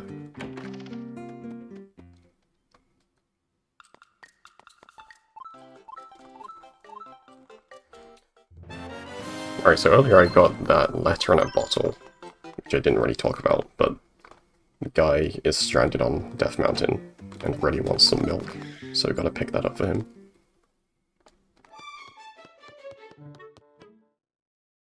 Yeah, then here, this Mai somehow ended up under the sand. Yep. God knows how. Yeah, many mysteries on how Mother Mai lost her 100 children in that way.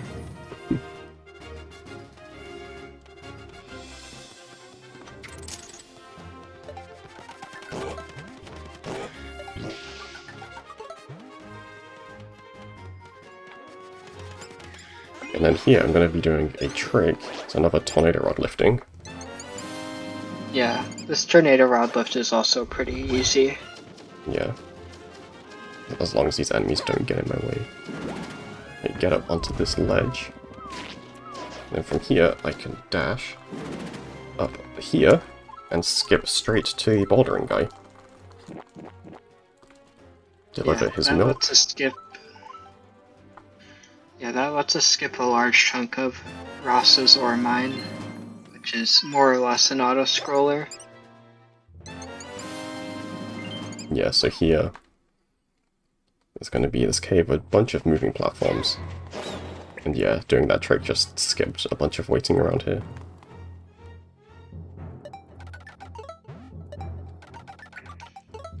Hint glasses? Yeah. Yeah, sadly, we're not completely free of ore mine, because we do have a collectible in here to get.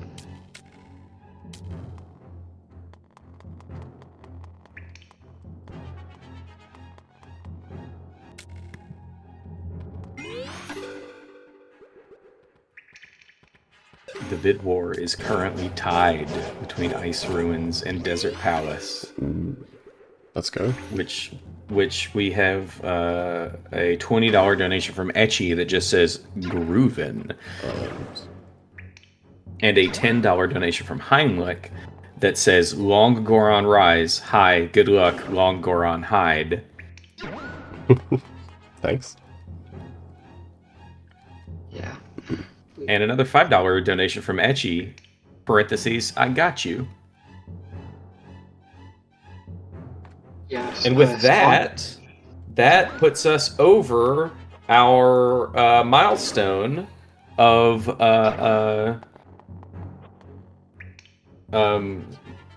Sub-Zero 2023.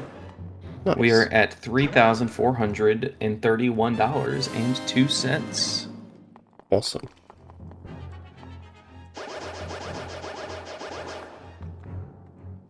Okay, so yeah, this cave is a lot of waiting around. Yeah, fortunately, like, this cave and the Laurel counterpart are like the only area where you're like really waiting around like this. Do one cool dash slide there though, to skip a few platforms on the way back. And then I'm going to do another one in a second here.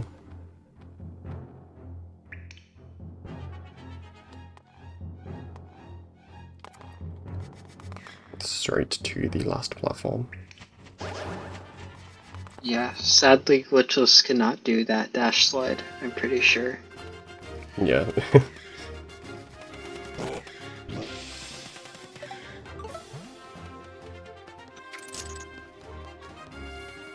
Right, one more my, and then we're heading to the Laurel Death Mountain.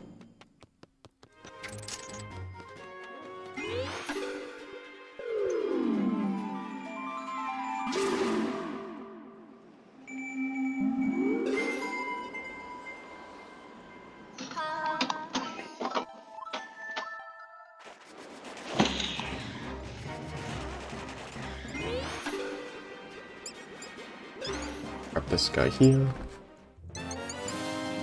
Just to double check, you got that weather vane, right? Oh, did I? I don't know. I did not, thank you so much. Oops. That would have been bad. Yeah. Yeah, that would have... Well, I mean, fortunately, It wouldn't have been too bad, Terra but... has the warp that's close.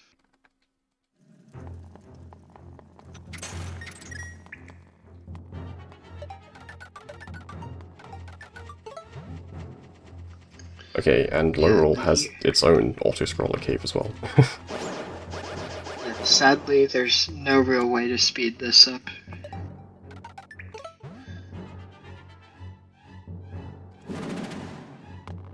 There is one way to speed it up. Like, pretty sure that's like the only way we get. Yeah, that tornado rod saves like half a second.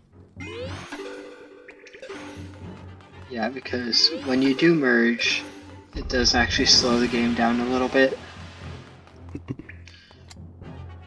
Yeah, the game like freezes for a tiny bit when you start merging. Also when you come out of a merge.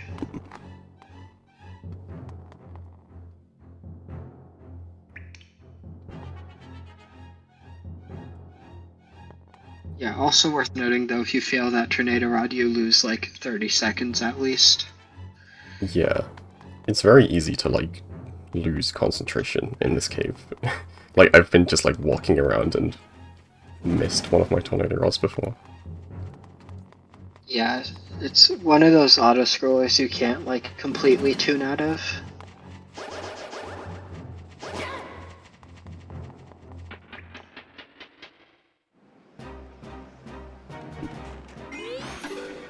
He's gotta go all the way here just to take a portal and grab a heart piece over here. Yeah, one of the hard parts with this game is we have a lot of good ways of getting distance vertically, but not really horizontally. Yeah. Like, you can use the same tornado rod lifting trick I did and, like, get onto the little wall. But there's just no way to, like, cross the gap to actually get to the heart piece early. I have looked for one. Yeah, no, I'm pretty sure we would all love for there to be one.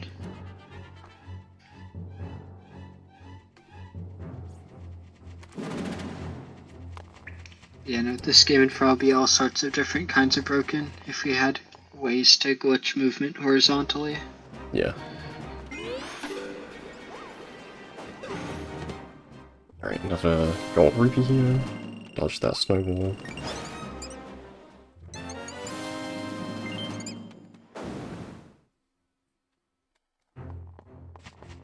Alright, just one more bit of waiting for platforms. If you have any, like, host announcements or anything, this would be a great time. We've still got our donation matching in progress. We currently got 45 out of the $250 of both of the donation matches. So again, every dollar that you donate is actually multiplied by 3 right now, which is incredible, thanks to the generation from Ravio and an anonymous donator.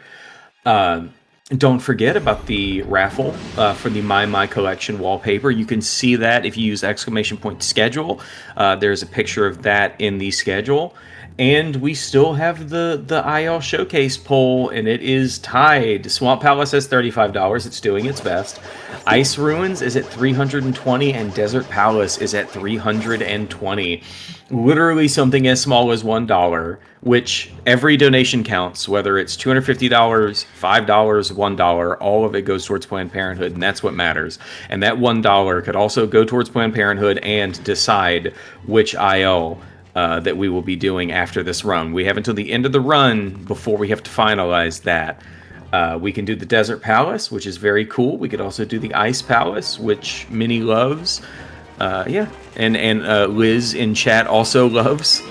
So yes, please get your donations in. They will be matched, and yeah, we're going to keep raising money for Planned Parenthood. Thank you so much, everyone, for your generosity. Alright, speaking of Ice Ruins, I am right here. I'm about to show you why I love this dungeon. If you want to see even more of what you're about to see, wait for that window showcase. Definitely, and you're going to want to see the route that Minnie recently discovered for it, which is a massive improvement over whatever I was doing a few years back. Alright, so this big moving platform is going to be my key to get out of bounds here. And then I can go down here, do a dash slide to get on top of this chest, if I can open it. And when you're standing on top of a chest, or if you're hugging a wall, the game does not update where you should respawn. So I'm going to void out, and I'm going to spawn right back where I was at the elevator. That's going to let me clip out again. Do that exact same clip, but this time I go here, land down here, and suddenly I'm in the boss arena. I throw some fireballs, and the boss is dead, and I've completed the dungeon. So if you'd like to see a lot more of that, it is in the IO. Yes. And due to that trick, there's a lot of flexibility in what order you do things when. Yeah. Also, yeah, so I just got the stamina scroll, and when you get that, it actually fixes the stamina bar. it actually functions properly until you load a new area, which I'm doing right now, and then it breaks again. So you just had your, like, 20 seconds of stamina bar working, and they're gone.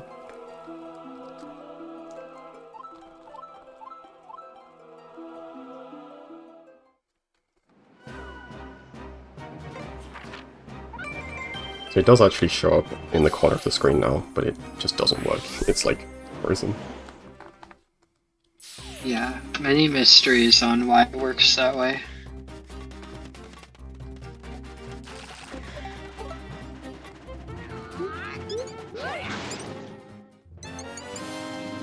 Alright, just coming to this area to get a few things. The only reason I'm really coming here at this point in the run is because it gives me a free portal from low roll back to high roll.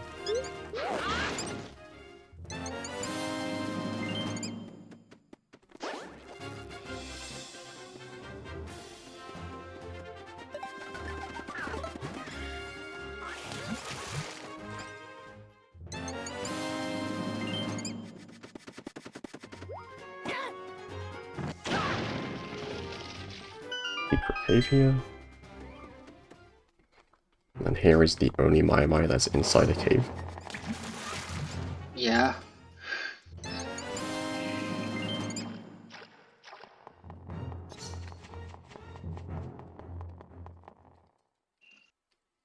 And a heart piece.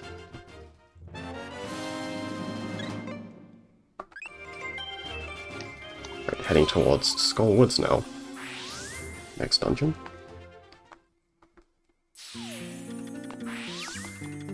Just gonna collect some stuff in Kakariko on the way.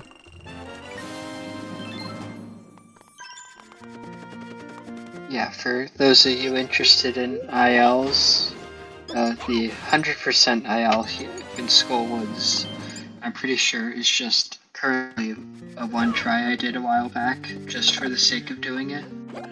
Nice. I mean, it was pretty solid for a one try. Yeah. But it's also not really that much different than normal Skull Woods, so... Yeah, Skull Woods is like the most linear dungeon.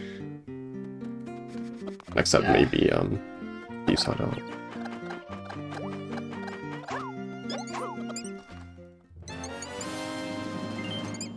We have a new donation goal, which is $4,500.63, which is from Rapid Fire 2024. And we also have another donation from, it's $78 from Liz the Wizard, parentheses, had to make it to get to an even $333 total from me. 250 plus 5 plus 78, exclamation point, D400. And that puts Ice Ruins into the lead over Desert Palace. Ice Ruins is at $398, Desert Palace is at $320. Nice. Thanks, Liz. Yeah. You know, it'll be very nice to see Ice Ruins.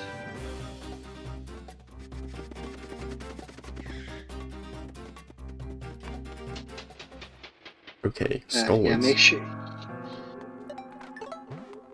make sure you get that weather vein on the way out. Yeah. That one is one I'm actually supposed to get on the way out. Makes sense. Okay, so yeah, this dungeon is pretty much just playing through as intended. There's going to be a few time saves, but largely just dodging enemies. Yeah. I will say it does have visually one of the funniest glitches in the game. Is that the boss skip? I was gonna say eye duping. Yeah, they both look fun. Yeah, that is going to be like the one trick, really, that I do. Well, also, yeah, you don't get to do boss skip here, sadly. No.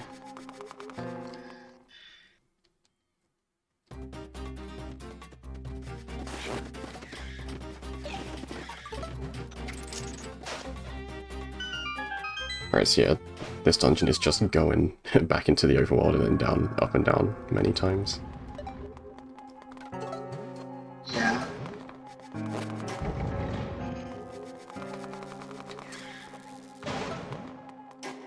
try to dodge these enemies.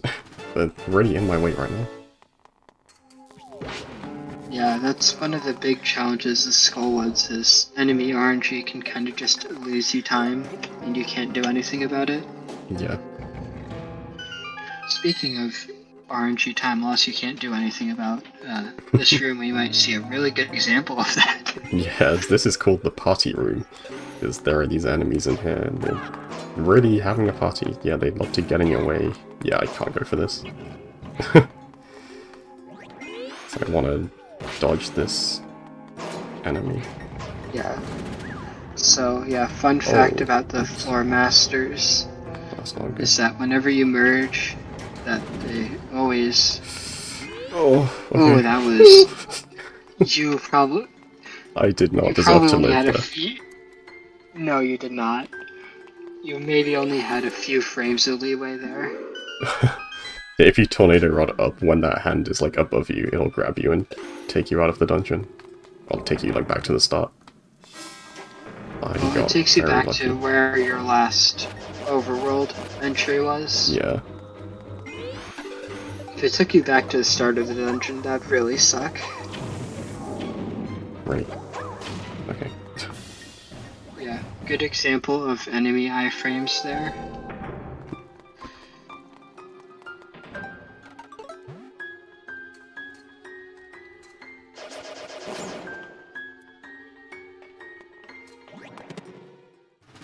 Right, here's a bit of respawn manip, so your respawn location doesn't get updated on or under those platforms. So I just stand next to the door, grab the key, void out, and I respawn next to it again. Yeah, and I guess a fun little thing you can encounter with that is that if you are too slow to do that, you can actually get grabbed in the time it takes for Link to open the locked door to before Link goes through it.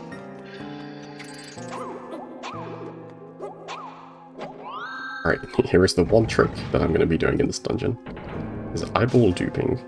So, when you throw the eyeball on the ground, or when you throw it, the like hitbox to pick up the eyeball like stays in front of Link, so you can throw it into the eye socket thing, and then pick it up again like at the same time as it lands, and then use the same eyeball for both of the switches. Yeah. It's a very lenient trick too, as long as you get your positioning correct. Yeah, you just have to like know how it works, because it's really easy to like just think that you can just throw it in, but you have to like specifically throw it in front of the thing and then pick it up and throw it again. But as long as you know to do that, it's easy. That doesn't actually save that much time, because you see I just walked past the other eyeball anyway. So I need to grab that chest. But it skips me having to bring it back. Yeah, bringing back that second eyeball, if you want to see that second eyeball get brought back, I guess go support Glitchless. It's a cool category. If you mess it up, you can just grab that second eye, you'd go right past it anyway. In any percent, that's a much bigger detour. But since I need that chest anyway, I'm going right past it. Okay, boss. This boss is very easy to skip, but I do need the heart container, so I will just be fighting it. Fortunately, it is also a very easy fight. Yes.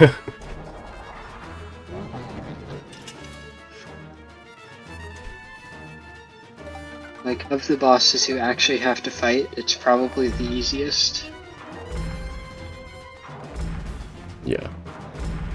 I have two questions from chat. One is, are you hardcore screwed if you mess up that trick, or is the other eye close? Yeah, the other eye's right there, if you mess up. Okay. Yeah, and then the other also... eye's... Oh, sorry. Go ahead. Oh yeah, the other eye's on the way back, and the escort isn't too bad. And also, how long is Glitchless, Flora? The current world record there, because Mini holds most of the world records in this game, is a 209, but I'm second with a high 213. Yeah, just a bit over 2 hours.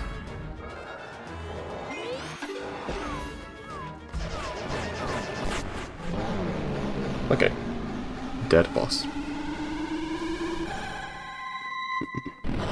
Yeah, I would say the average glitchless run is probably close to, is like a bit under 2.5 hours for most people that submit times.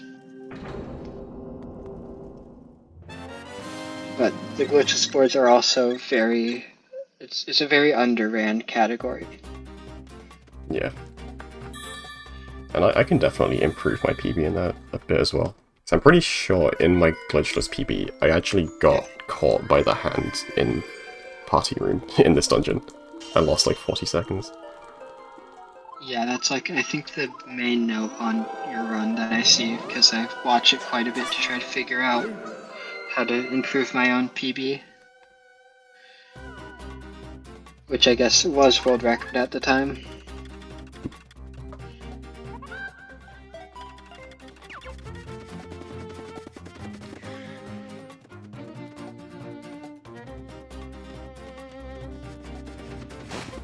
And if you also like Swamp Palace, Glitchless Swamp is really cool. Yeah, Swamp is maybe my favorite dungeon in Glitchless, honestly. It's really fun. Yeah. It's also like one of the few dungeons you actually get an interesting trick in. Yeah.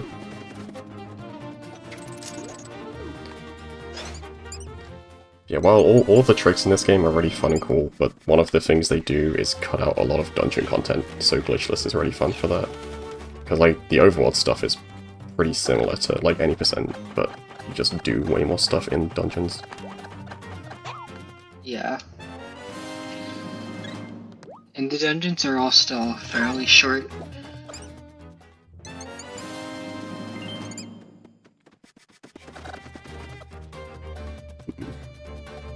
Like, in the dungeons we skip the most of are all really fun and glitchless.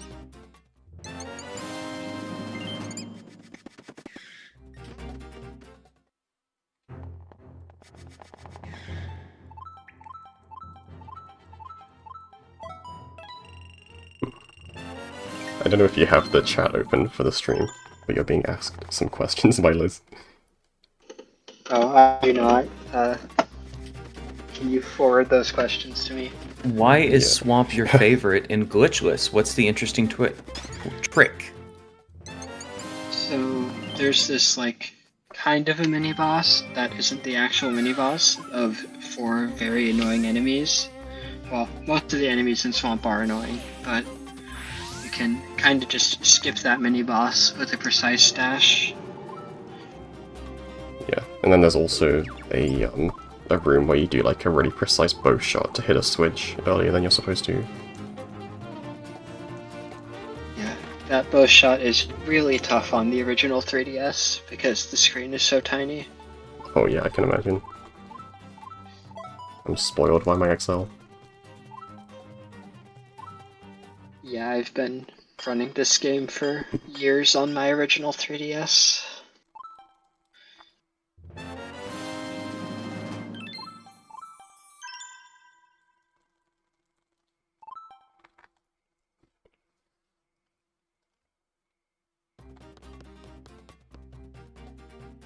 A golden sword.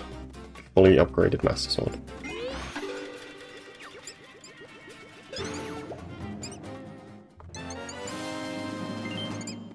Speaking of Swamp Palace, that is the next dungeon we're heading to. After just a few things here. Yeah.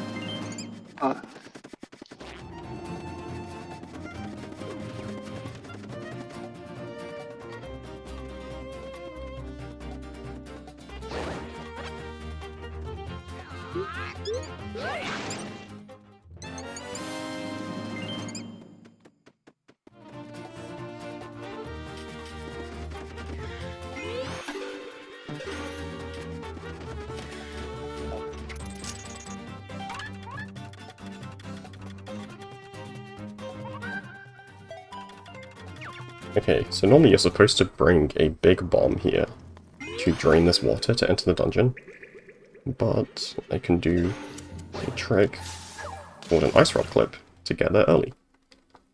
And those are going to be very handy in the dungeon as well.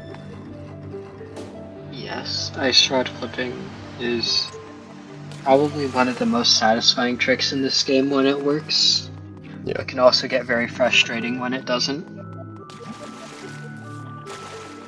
And then there's another one right here. And let me get up here. Oop, okay. Don't know how I jumped that way. Just need to land on this ledge, like, kind of half out of bounds still. There you go. So I wanted to get down here early.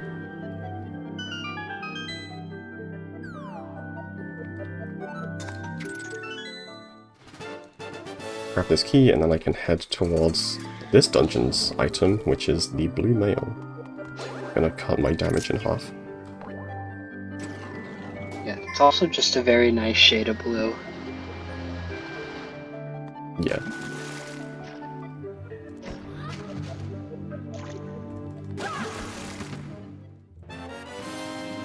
I'm gonna be wearing this blue for basically the rest of the run. There is one more upgrade to the tunic, but it is in the final dungeon, so I only have it for like a few minutes. I'm slightly low on rupees here, but I should be fine to skip that gold rupee. I hope. Well, fortunately there's other golds if you really need them. Yeah, I have backups. It's fine. Anyway, and then one more ice rod clip to get straight to the boss. Oops. Yeah, this boss is pretty straightforward, but can also just troll you by just not activating the second phase right away.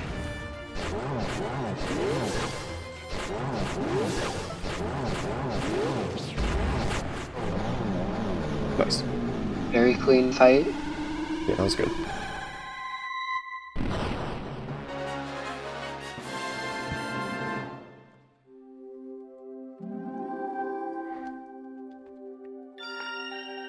Yeah, this is another boss that, in like any percent, it's possible to skip, but we do need the heart container.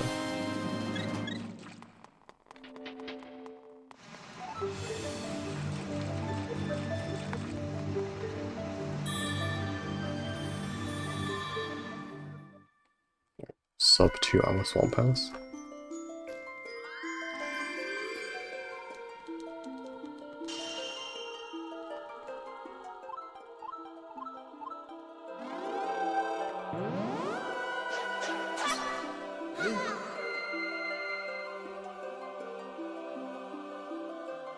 Alright, now, Pounce was asking earlier about baseball. I am now heading towards the baseball minigame. After I do just a few more things first.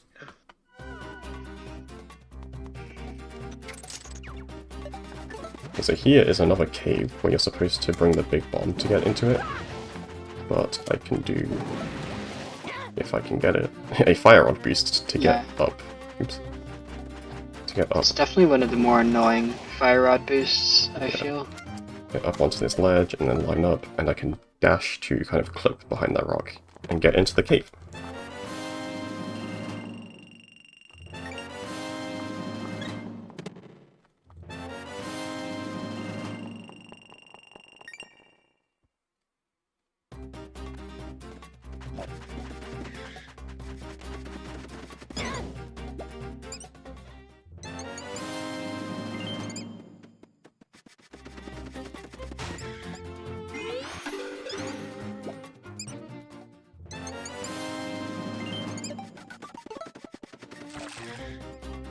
One more water mine mine.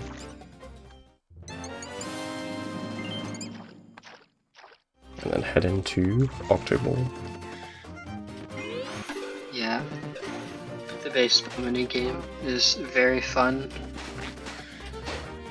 And I also feel like it's one of those things I've seen very polarizing opinions on. Yeah. So you need to get 100 rupees to get the prize. I'm gonna try to just get as many as I can, since I am a bit low on rupees. Basically my strat for this is, if you hit 3 pots in a row, then this Gwei will spawn, and that gives you 20 rupees. So I want to just basically spawn as many of those as I can. And if I hit the crabs, then all of the pots will respawn. Yeah, then I guess if you hit the gold pot, you do get 5 rupees, but it can definitely be hard to hit at times, so... Yeah. It's much more worth to go the for crows the are toys. more important. Yeah. I'm trying to hit this crab right now, but I just cannot seem to. I really would like to hit it. Okay, let's go for the other one, I guess. There you go. Now I have my pots back.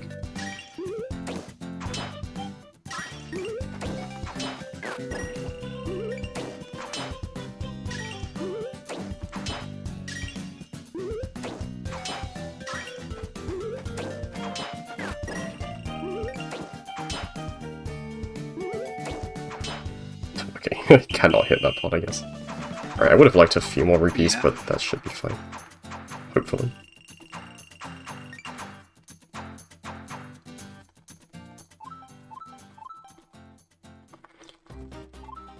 And I say hopefully that should be fine. Like, the reason I don't know that's going to be fine is I'm about to have to do Rupee Rush again, but in low roll. And Rupee Rush is very random with how many rupees you get. So that's going to just decide if I have enough or not. Yeah, lower Rupee Rush has quite a lot of variants. Or like, if you're lucky, you'll get a lot of rupees. Yeah. In theory, I have pretty much the perfect amount of rupees right now, but it's gonna just depend how many I get here.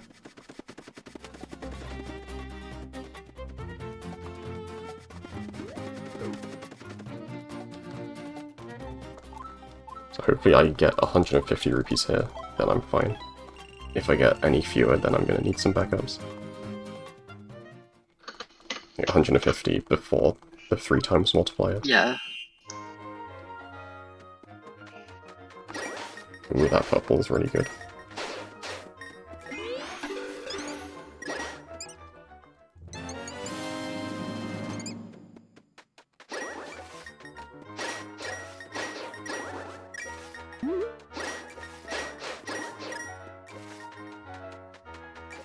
If I get the purple, I should be fine. Dude. Purple. Okay, the purple did not want to spawn. This might be bad then. Yeah, you're a little low. Oh, I'm fine. Okay. Oh. Yeah, so that Never pond mind. that's like spitting out rupees is guaranteed to spit out a purple, but it just didn't do it until too late. But luckily I got just enough rupees anyway.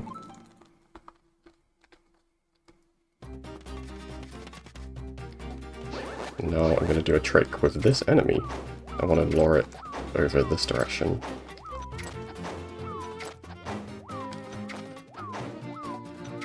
Yeah, then... Yeah, the reason Mini has to alternate between hookshot and sand rocket is that, like, you can't use the same stun item multiple times to just keep pushing the enemy back. Yeah. Alright, so I push that guy into that corner, and then his collision, like, kind of gets me stuck in the corner and lets me hookshot through that fence, and that skips having to pay 200 rupees for this big bomb, which is very nice. It's also just faster than having to go in and buy it. Yeah, the cutscene to buy it is a bit slow.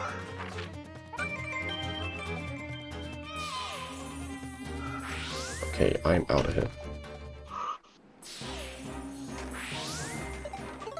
And this is where the kind of end game begins, is what I'd say. So I'm about to head to the Treacherous Tower, which, if you guys know Twilight Princess, this is like the Cave of Ordeals of this game. It's a bunch of enemy fights. Oops. I'm gonna have to do 5 floors of enemies, and then 15, and then 50. I'm getting owned by these enemies right now, what the hell? Yeah, this is a case where we're very glad to have blue mail. Yeah.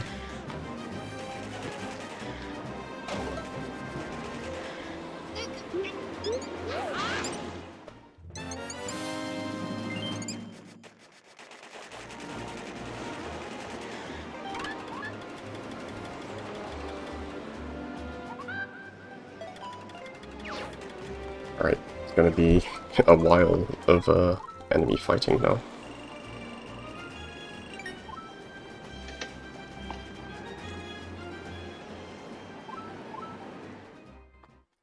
Okay. So yeah, easy difficulty is, well, pretty easy. I think it's called beginner. There's only 5 floors of the weakest enemies in the game, really.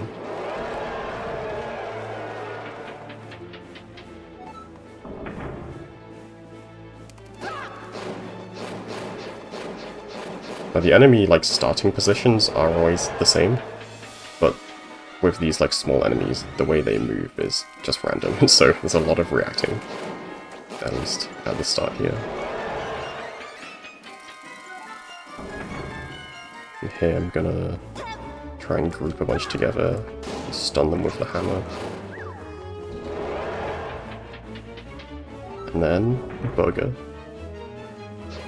Burger now dies in 1 hit.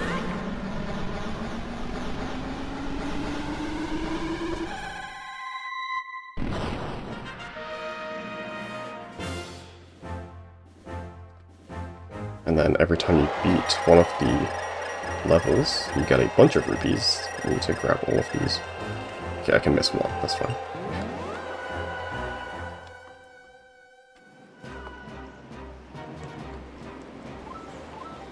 "21 seconds is really good. That might be my best ever for the easy level."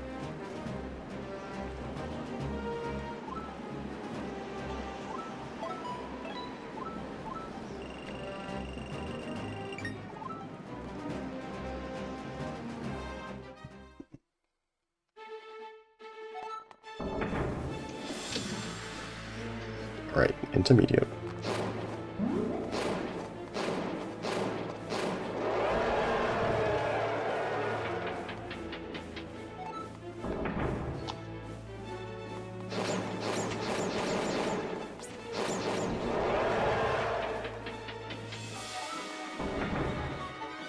These enemies are gonna fly towards me. I'm gonna use that to my advantage. And then here I can flip these guys over with either the tornado rod or the hammer. Nice, got all of them in one. Yeah, that's very lucky.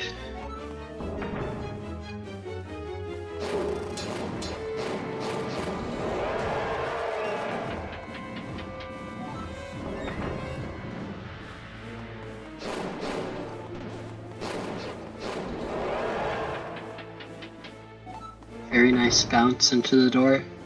Yeah. And then this one, these enemies are stupid. They hit each other into the void.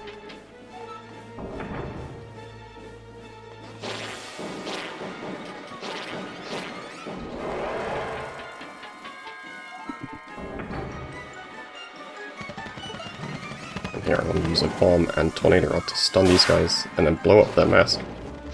I can just hit them easily.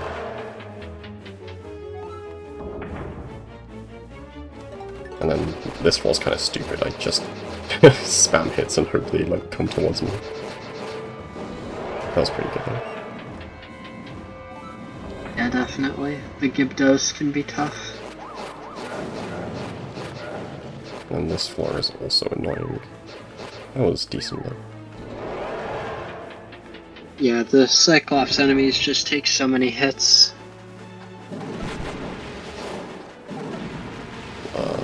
Okay. Fire Rod is good against those guys because it actually like extends upwards high enough to hit them even when they're flying. Huh?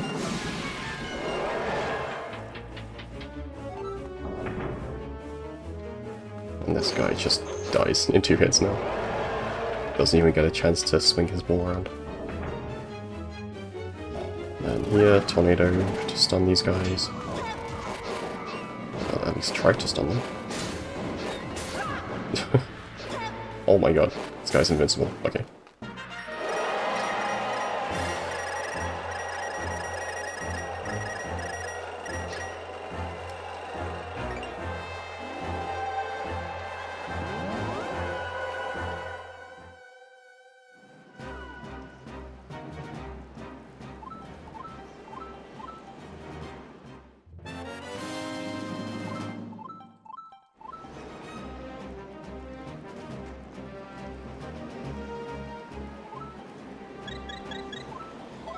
Right, so for doing intermediate, you get a piece of heart, which is very convenient because it gives me a health refill going into advanced. Because when you have full health, you get sword beams, and I really would love to keep my sword beams throughout this. There are like a few floors where sword beams save a lot of time here, but it is pretty hard to avoid taking damage in some floors, especially with the just random enemy movement with the small enemies.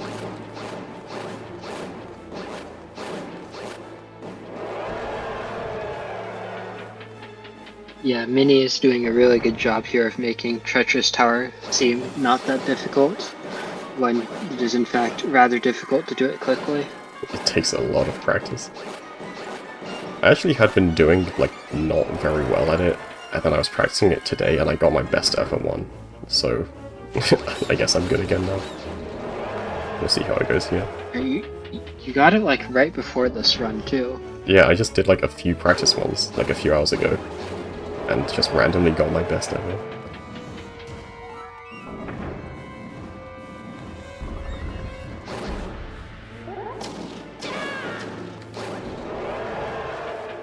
Yeah, these floors, just a mix of, like, practiced strats and then just random, like, reacting to enemies. This floor is the worst. These guys fly around completely randomly. Still another guy. There's still another guy. Okay. Yeah, they love to just go inside the walls.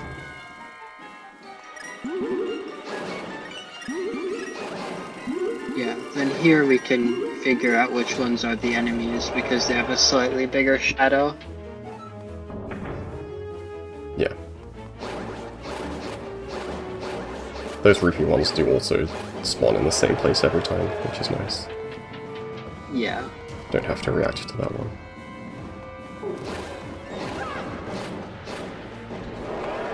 Alright, 10 floors done. And then every 10 floors in this you get a health refill, which is nice. But you get fewer hearts every time. Okay, these 10 floors are where I would really love to keep my sword beams for a while. But these first 3 floors here are full of random enemies that move around. Like this one, particularly, is really hard to consistently not get hit. As they are shooting everywhere. Okay, that was good. Yeah, especially since we don't really get shield until the end. Yeah.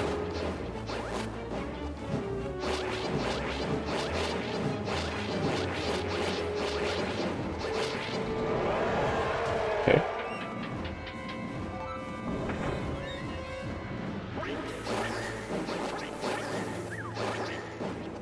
Okay, and I think this next floor is where I really want my sword beams. Yeah. So these jellyfish enemies. Yeah. Yeah, the Baris. So you see, when they're electrocuted, I can still hit them with the sword beams, which is just so much nicer than having to wait for them to stop. Alright, and then here I'm actually taking damage on purpose. So I want to do a strat. So these enemies, they move based on like where you're holding your control stick. So basically like follow Link's movement. But even if you void out and you don't have control of Link, they still follow where your stick is going. So I void out to make them walk into that corner, and then when I respawn, I'm just right next to all of them and can kill them instantly. Yeah, speaking of Link's joystick movement, one of the most questionable decisions in this game is Link's movement is actually slightly offset from what you're inputting on the joystick. Yeah, it's very strange. Like, you get used to it, but like it's very noticeable if you're playing on like emulator with a keyboard. Oops. You can see now why these enemies are very annoying if they are electrocuted. How did that guy not die? Alright, that was not very good, but that's fine.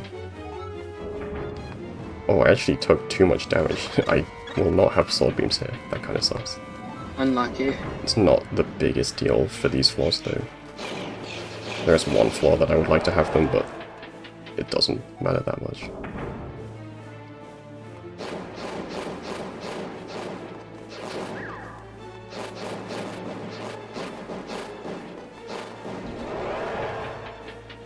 Have a message in chat from Pippi in a top hat that says, Minnie, I'm so glad you're back on Twitch. Me too.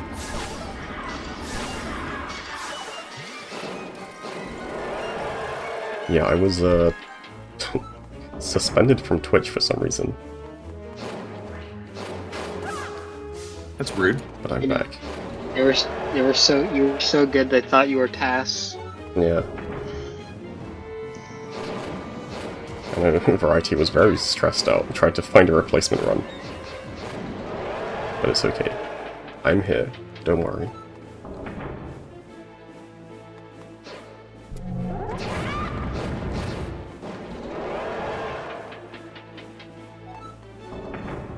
We got some more archers here that are gonna kill each other.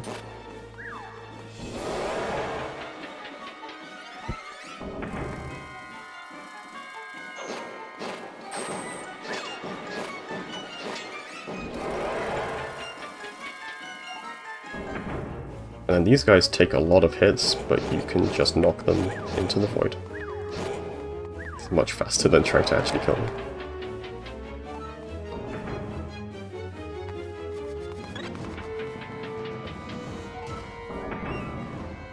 Okay, this floor is pretty annoying.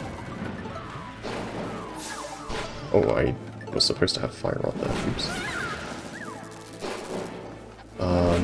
Okay. Sure. Not quite how that was supposed to go, but it works. And this floor is another case of ghosts go wherever the hell they want.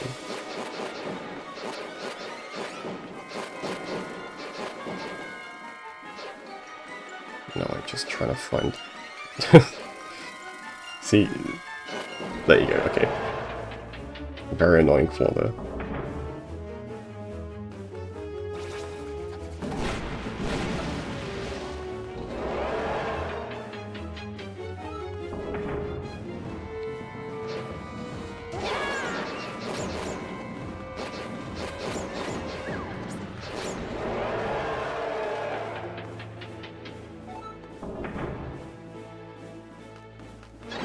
Okay, not having sword beams here is actually fine. Is that actually a floor coming up where I specifically do not want sword beams, because it's going to mess me up. So it's actually fine that I'm not at full health right now.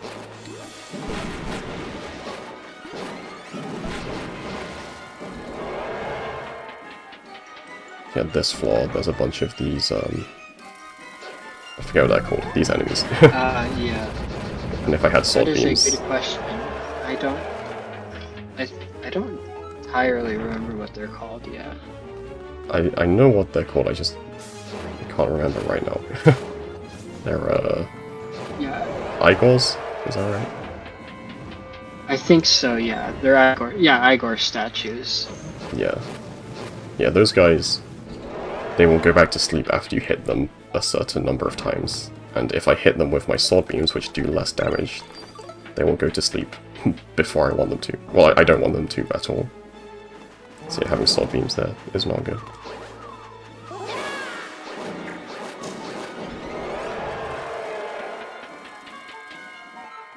And this floor I'm gonna just basically run in a circle and try to get all these guys. Either kill them or just get them to jump in the void. And then another floor where sword beams are good against these guys. Kill the small ones.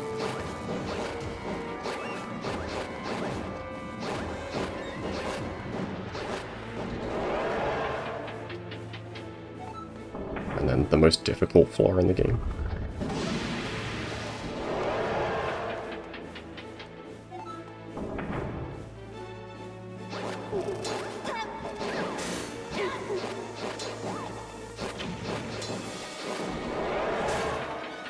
Right, almost done. 5 more floors. Yeah. Don't forget, as we approach the end of these floors and the end of the run, we have the poll still open for the IL Showcase. Ice Ruins is $78 ahead of the Desert Palace, and Swamp Palace is there as well. It's doing its best. We also have the raffle for the My Collection wallpaper. You'll get a preview of that wallpaper here in a few minutes when we turn in all the My. And you can see it if you use !schedule in the chat. Yeah, all your money goes towards Planned Parenthood, and every dollar donated right now is actually $3. We have $177 left of our 3 times donation match. Yes. Donating is very good, especially right now. Yes. Shout out to Planned Parenthood. Alright, we are at the final floor. Burger. But this time, Burger Purple. has more health. Yes. Eggplant burger. And also does a lot more damage. Yeah. Nice. Finish. Yeah, there's one of those at the end of the run in glitchless, and it can get very scary very quickly.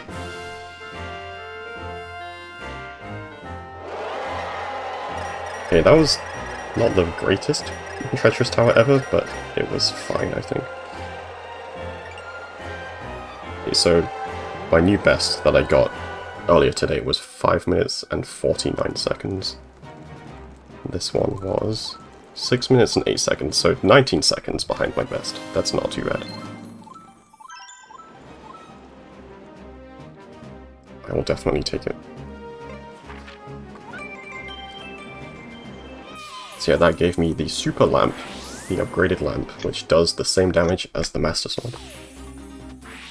Well, the fully upgraded Master Sword. Yeah. Does it still do that much damage even if you haven't upgraded the Master Sword? I am pretty sure. That's cool. I just kind of assumed it like took your sword damage. I don't know if that's it. Because I'm pretty sure from Rando, when I haven't had Gold Sword, Super Lamp is still insane for the Uganon fight. Yeah, okay. I believe it.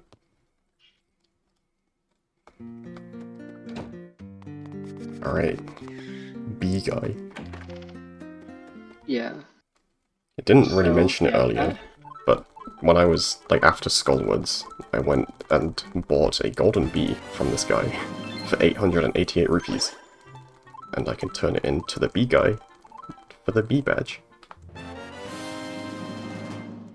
Yeah, also worth noting, we kind of have to buy it from that guy in Skull Woods, because the trigger for gold bees to spawn naturally is talking to bee guy and getting the net from him.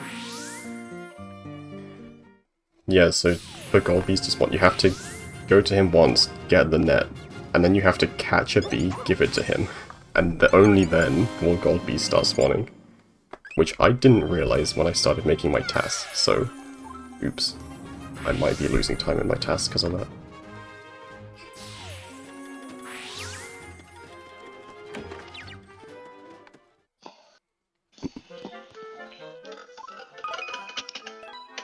Okay, we're back at the shop for one final visit.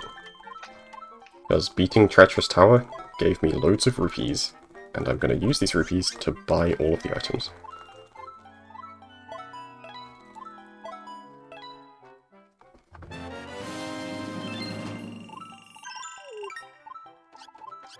I need to make sure I actually buy this one instead of renting it.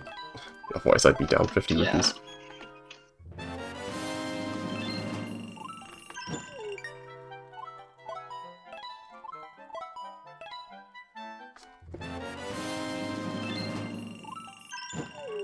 Yeah, then buying the bow here is really irritating. Yeah, so I'm gonna actually talk to this Ravio, and then try and buy the bow. There you go. Yeah, very nice. Ravio can just block you, and it can get really irritating really quickly.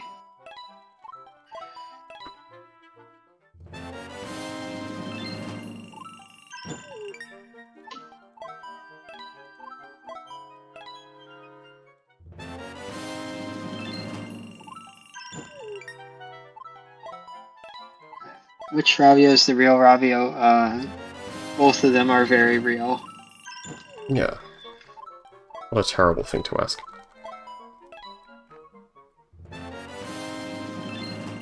Right now, Ravio is going to be very excited that I bought all the items. Let's see, I have 30 rupees left. Perfect rupee routing.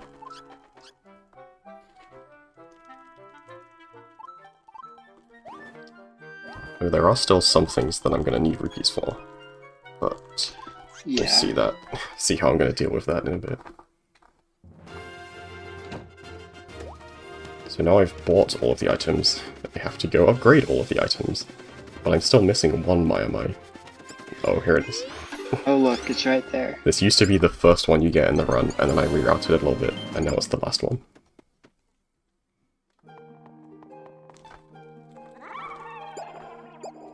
Okay, this is gonna take a while, so any host stuff, please go ahead. You have like 5 minutes. Boy. Well, I don't know if I have 5 minutes. I probably can't.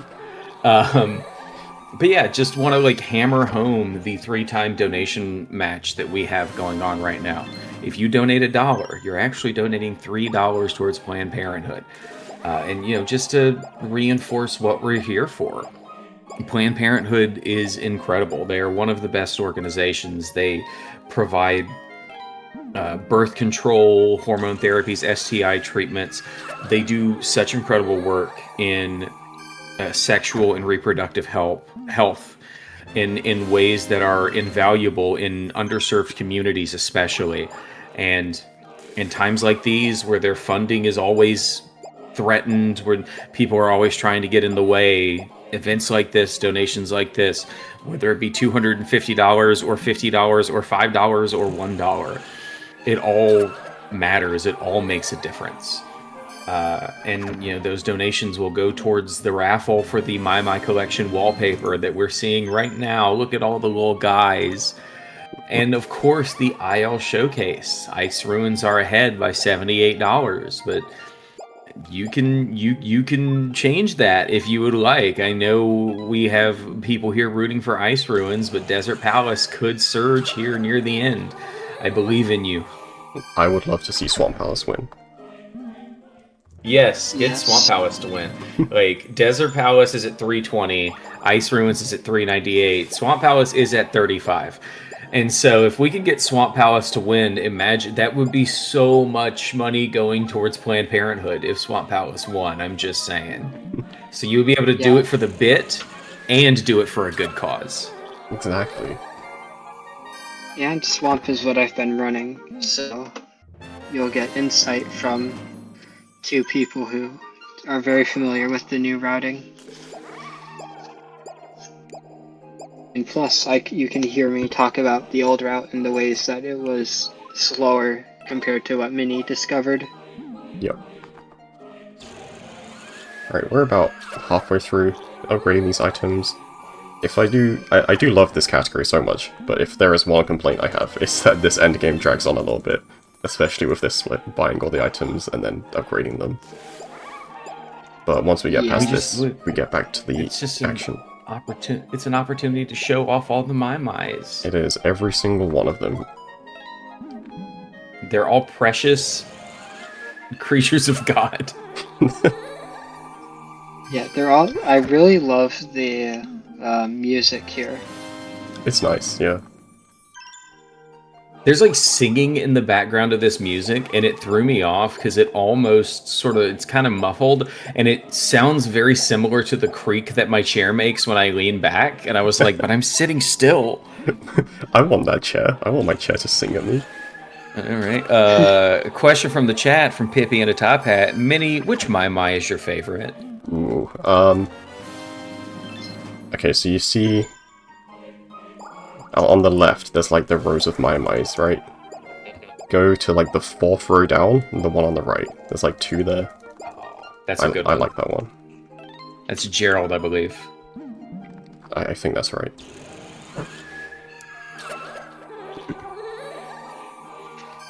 Well, I mean,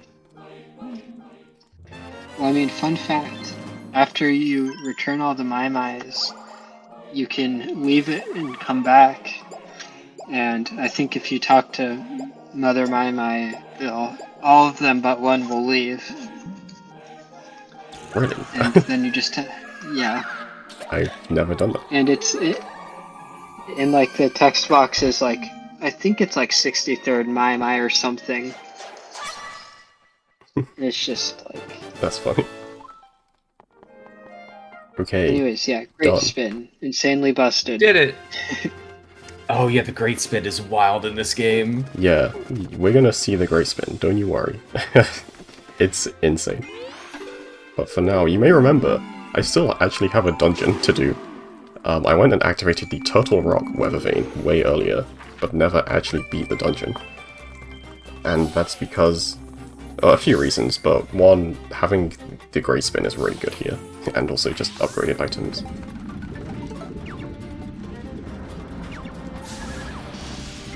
And also, you kind of have to make 2 trips here anyway, regardless of what you do, so it's fine to just delay this until now.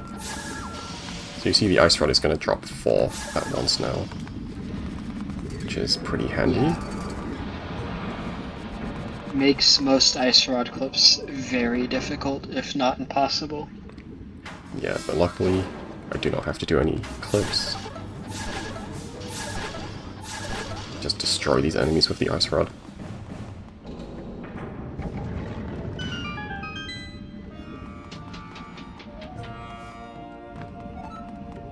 Okay, and then I'm gonna grab a gold rupee down here. With the hookshot. And then there are these 4 Wizrobe enemies. And they're gonna each... if I defeat all 4 of them, it's gonna spawn the Hylian Shield chest, which is the item I need from this dungeon. So just going around this floor, killing all the enemies. And the last one is just here. Yeah, that Wizrobe is, you might remember her from any percent where she helps you do Bosky skip.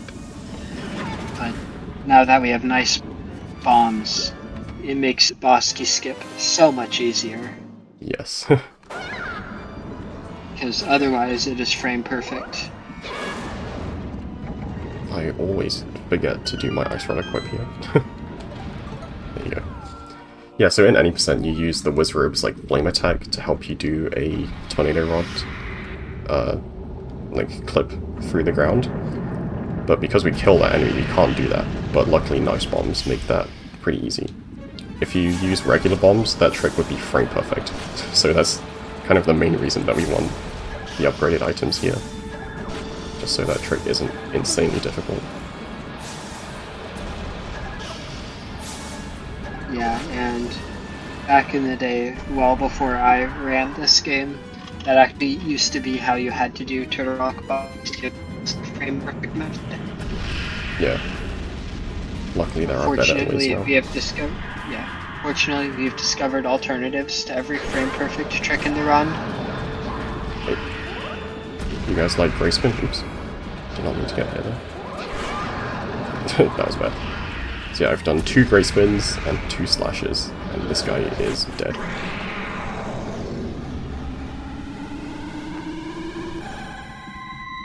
So yeah, Grey Spin, pretty good, actually. Yeah, and if you like Great Spin, don't worry. You're gonna see a whole lot of it soon. Yep.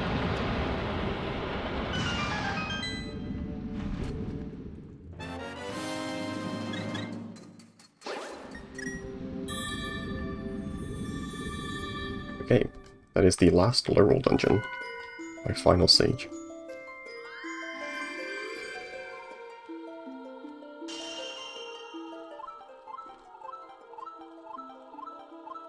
So this is a cutscene that is skipped in any percent. So if you do Thieves' Hideout last, that is the one dungeon that is intended to be impossible to do last. So if you do it last, which is possible with glitches, the game gets confused and ends up skipping this cutscene. But like we were saying earlier, trying to route that for Hundo, it's possible, but it's so slow if you try to do that. It's worth to just watch the cutscene.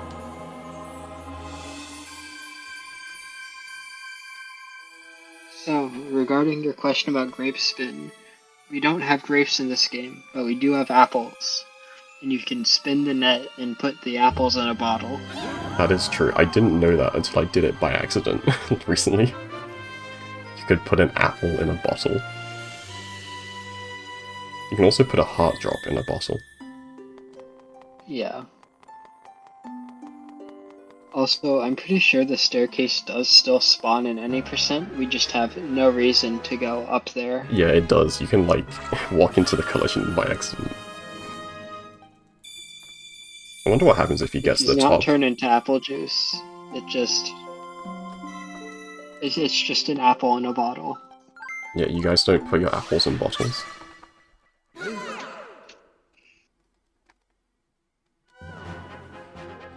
Okay, so we beat the dungeon, but I actually have to go back. Yeah, there's one more item in here that we need for Hundo.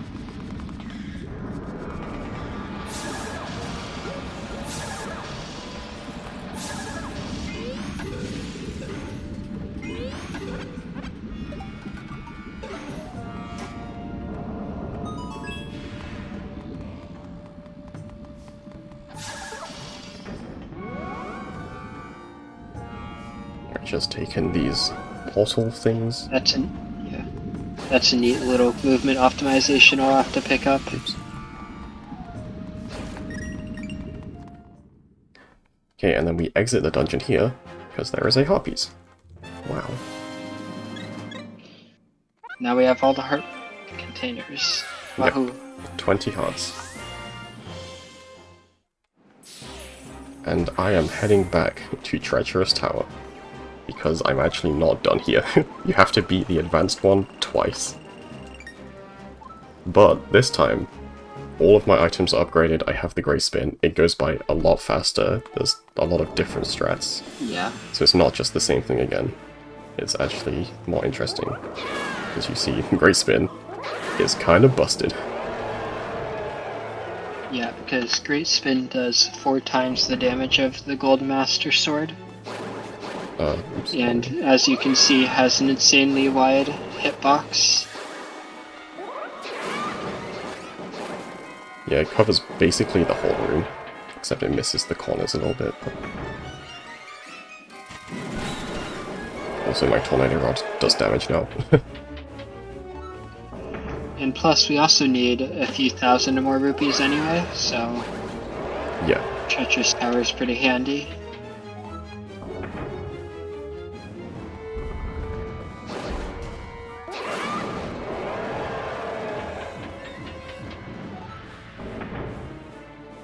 And then these Poe enemies that were so annoying before, dead. Before they get a chance to run away. This floor is just the same though. Not really, because the Great Spin doesn't do anything until you spawn the enemies.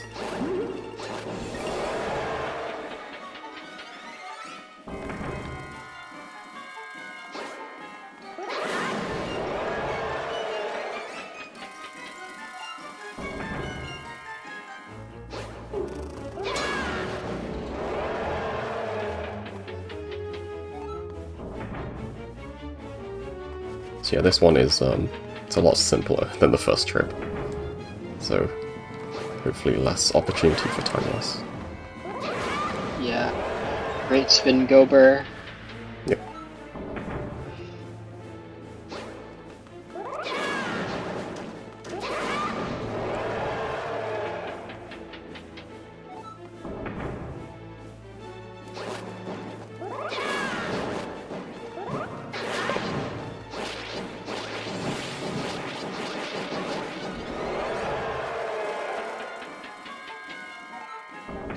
Right, penguins?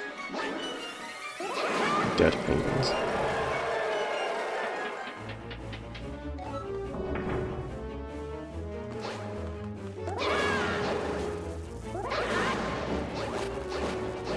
Soul beams are still good here. Oops. Never mind. Yeah. Nice thing with Great Spin is it doesn't care about the electricity. Yeah.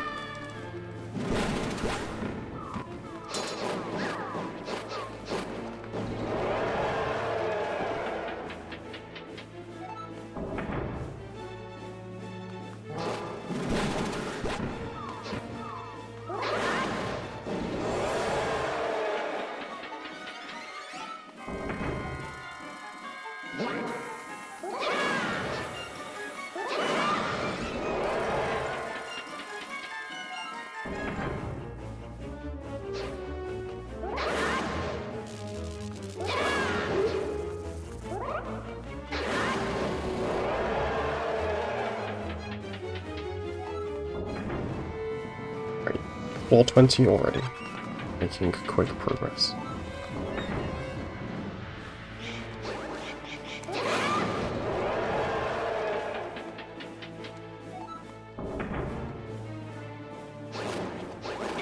Hello. Die.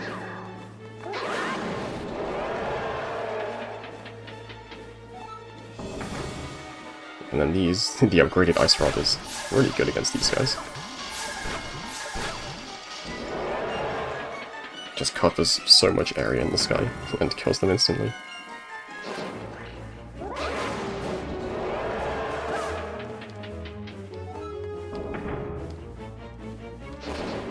This is Treacherous Tower.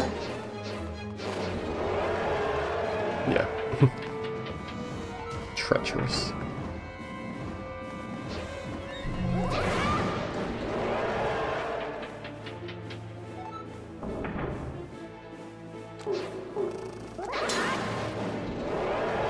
Can you not tell by how treacherous it looks?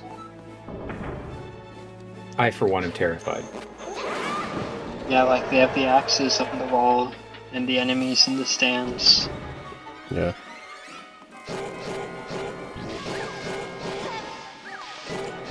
These enemies are still faster to just knock into the void instead of trying to quick spin them. Well, great spin. Yeah, they have some ridiculously large number for their health.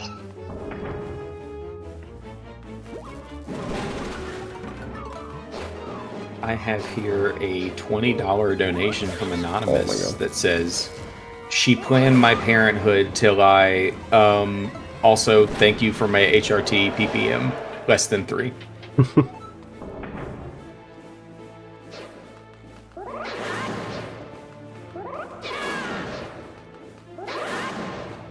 Oh my god. How?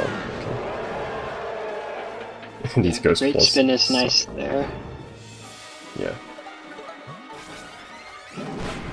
Enemies still like to get away, but at least I can hit them through the walls.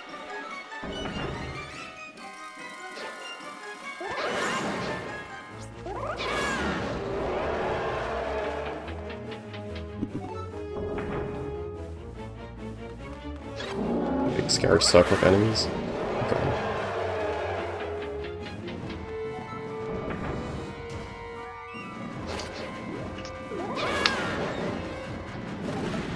It's just the fire rod looks like that because it's really hot honey, actually. Yeah. Like, what else do you think the bees make in this game? They make me very upset when they don't give me the beacons. No. Despawned right as I got to him. And this guy... knock him into the void again. Like 10 more floors.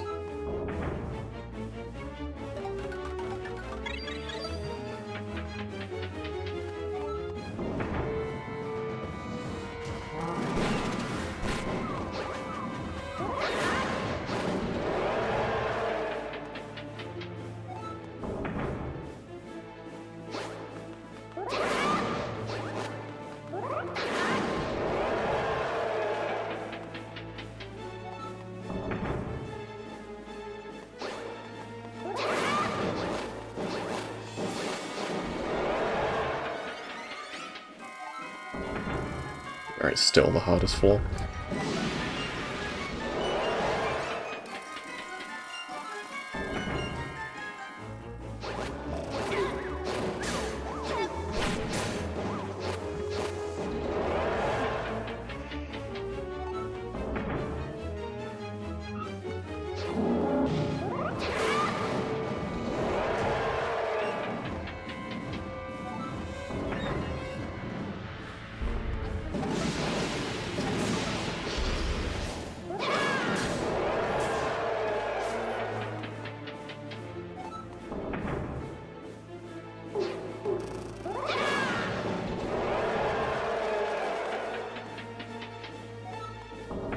Right, one more floor after this. Just knock these guys in again.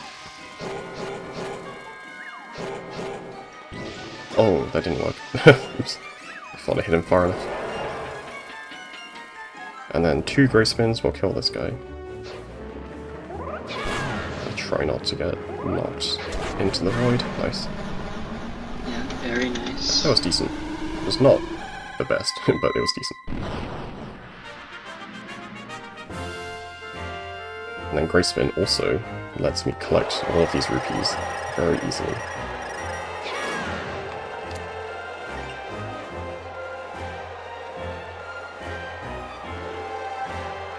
And if you are a fan of text mashing, you will be very excited for this last thing we have to do.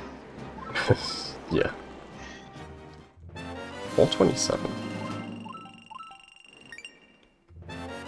Surprised I lost that much time with a 427.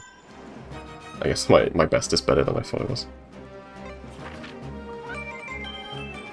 Alright, we got one more collectible to go get before heading to the final dungeon.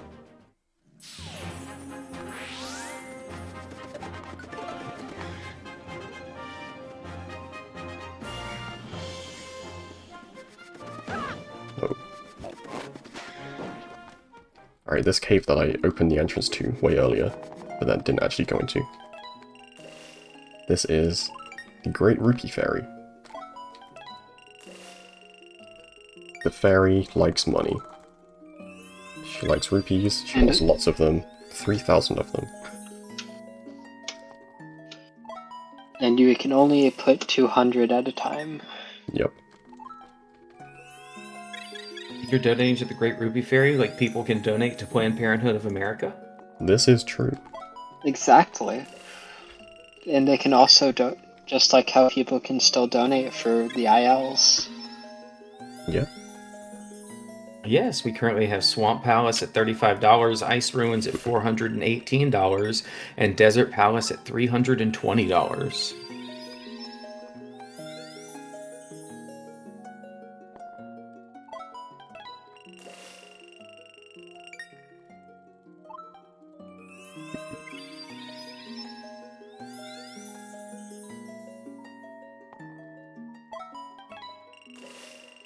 Yeah, also worth noting, Minnie is standing in the position he is, so he can, like, throw in the rupees faster.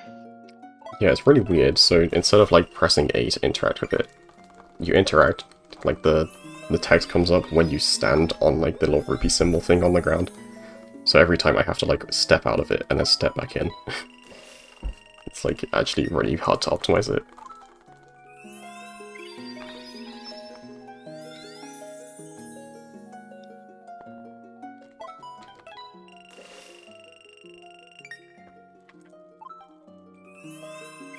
Got like 5 more to do, I think. Yeah, because...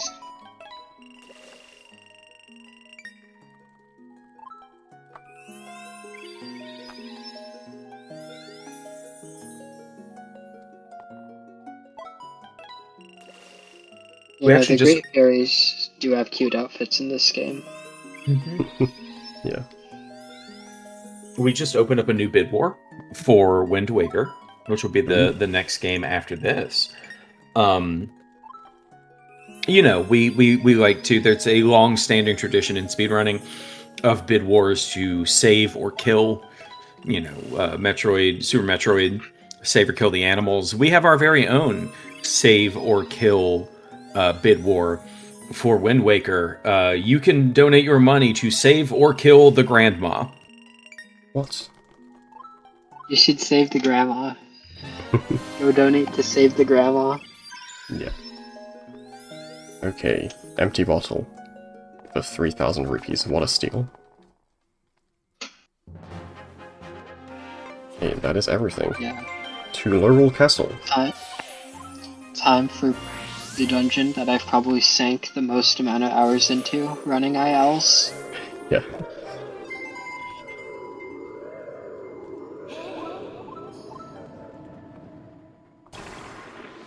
Okay, so there is a collectible I have to get in this dungeon, the red mail. So I'm gonna do a trick with a dash slide to get a small key early. Right after this, get this guy out of the way. Oops. And then get onto this rail, and open this chest. And then I'm going to do a bomb rod trick to skip up to the next floor. I'm going to throw this onto the gap between these statues. And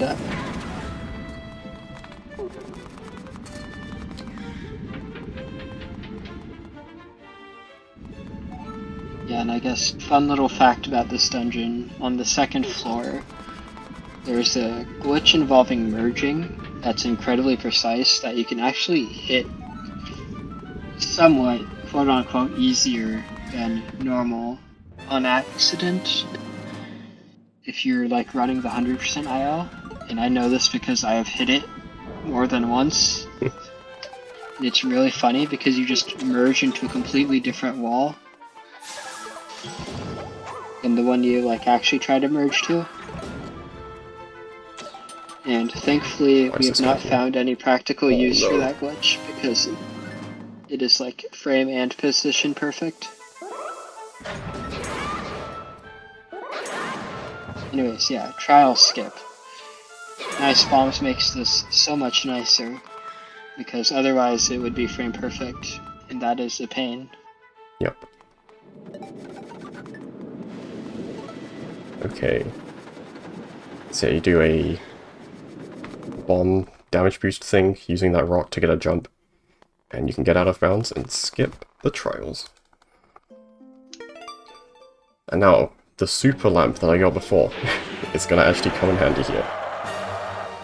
Yeah.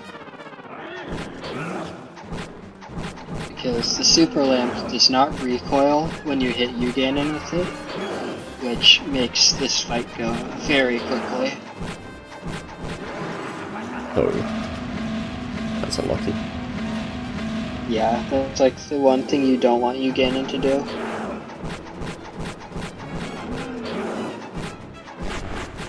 Okay, not too bad. So yeah, this fight is terrifying in any percent. In Hundo, it's pretty trivial. Yeah.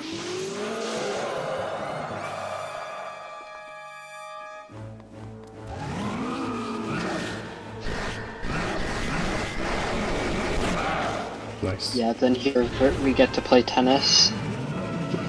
And by holding forward, you can make the tennis go a little quicker. Yep. And then we get the Bow of Light here, the only item you can use while merged. It's gonna help defeat Yuganon. And you can only use it in this room. If you use it anywhere else, it'll crash the game. Yep. Ow. No, did not expect that to hit me. I felt like I was far enough away, but sure. Yeah. And then great spin. And there we get a nice little visual bug of the light arrow continuing. And it may have looked like that great spin missed, but don't worry, that great spin did in fact hit.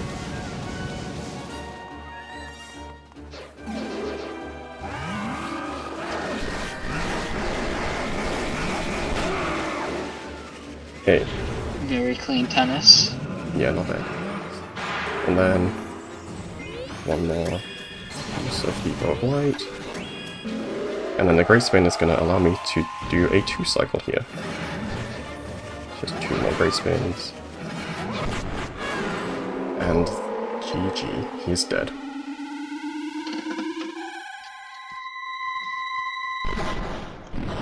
Okay, there's just a little bit. I have to go through some text and then go get the Triforce, but that is the end of the run.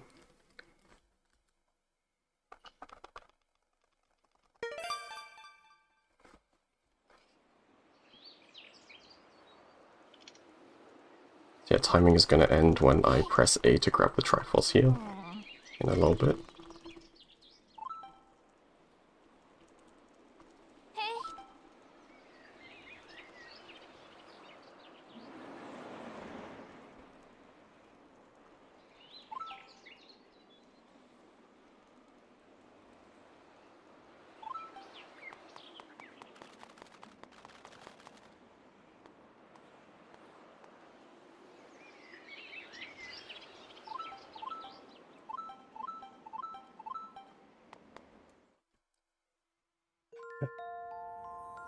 Okay. That is world record by 1 second. Yeah, What? yeah, yeah. Vinny just got world record. Well, Wow. that's gonna be easy to verify. Holy crap. Wow. Okay. I'll take it. Yeah, What the hell? I'll retime it for you. Wow. Yeah, I'll have to retime it for you, but yeah, this will be really easy to verify. I was like staring at I have my splits up and I'm like staring at the timer while walking to the end. I'm like, is this world record? It's so close. It is by one Yeah. single second. Yeah, I pulled up stream just so I could have chat open, and I like decided to look, and I'm like, wait a minute, you're doing really good. Yeah. I'm pretty I was happy wondering with what there that. was at the immediate like call for time, and now it makes total sense. Right, sorry, I completely forgot. Time. No, you're good. No, no. Yeah, I was too focused on pressing A correctly at the end. If I missed that A, then I lose world record. But yeah, hope you guys enjoyed the showcase, and there's still gonna be some more with the bid war. Yeah. And that is the Ice Palace. Nice. Okay, I'm going to just turn off my game for a sec while I set up my file. I kind of forgot to do this. Actually, how While am I you gonna... get that, while you get that set up, we also That's have another bid war opened up for the upcoming Pokemon Champions run, which is the odd man out for Coco's team. Where you get to choose a Pokemon for the team. You get to choose between Ghost, the Gengar, please, please, please, the King Gambit, Grumptilda, the Sizor, or Thumberto, the Lucario. So we have that bid war open. We also have Save or Kill the Grandma open for Wind Waker.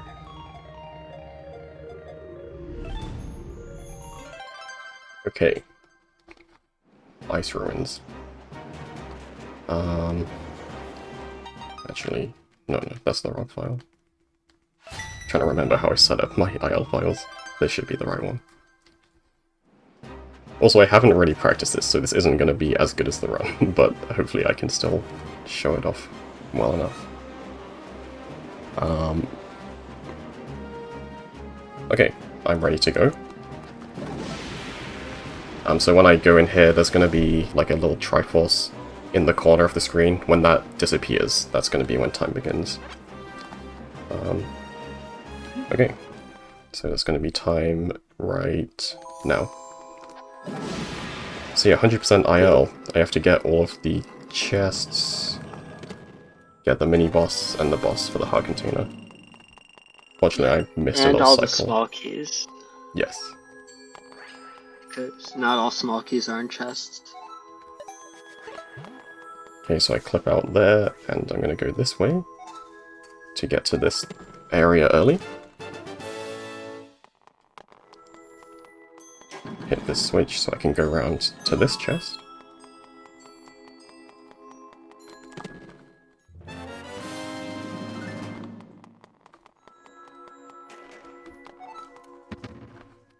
Grab the boss key down here. And then just wait for the elevator to take me up again. Couple chests down here.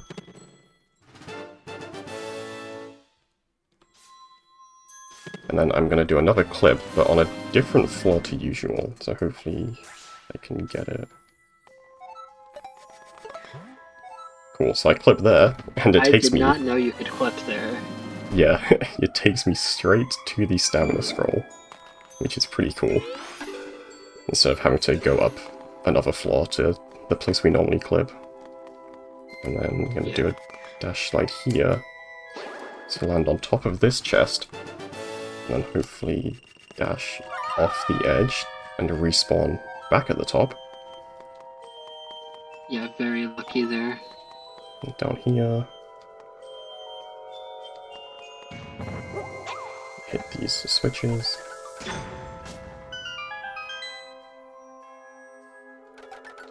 And then here is a scoop fruit. A scoop fruit lets you leave a dungeon. So there's not much else for me to do here, so I'm just out of here. I want to be back at the top. So, there we go.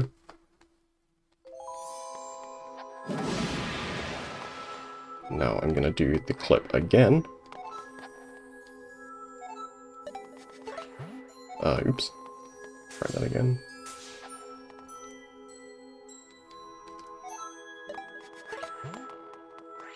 Now I go this way. There's a chest here. And then I can drop down, pull this lever. And that's gonna put this platform here. The cutscene's a little messed up because I didn't hit once earlier that I was supposed to. Yeah. And then Big Penguin. This is the mini-boss that I have to defeat for the warp portal.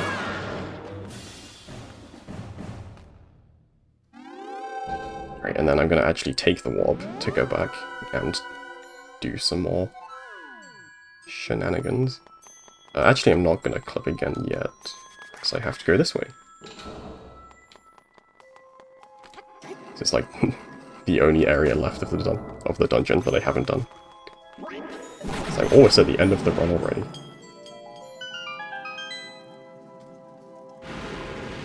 Head down here, chest here. I'm not supposed to dash there. Actually, I want this. Boomerang this key. Save a tiny bit of time. Interesting. Learning new things, since I will admit I have not yet watched your world record here. Yeah, I came up with that pretty late into running it. Like, I did a lot of runs before I had that idea.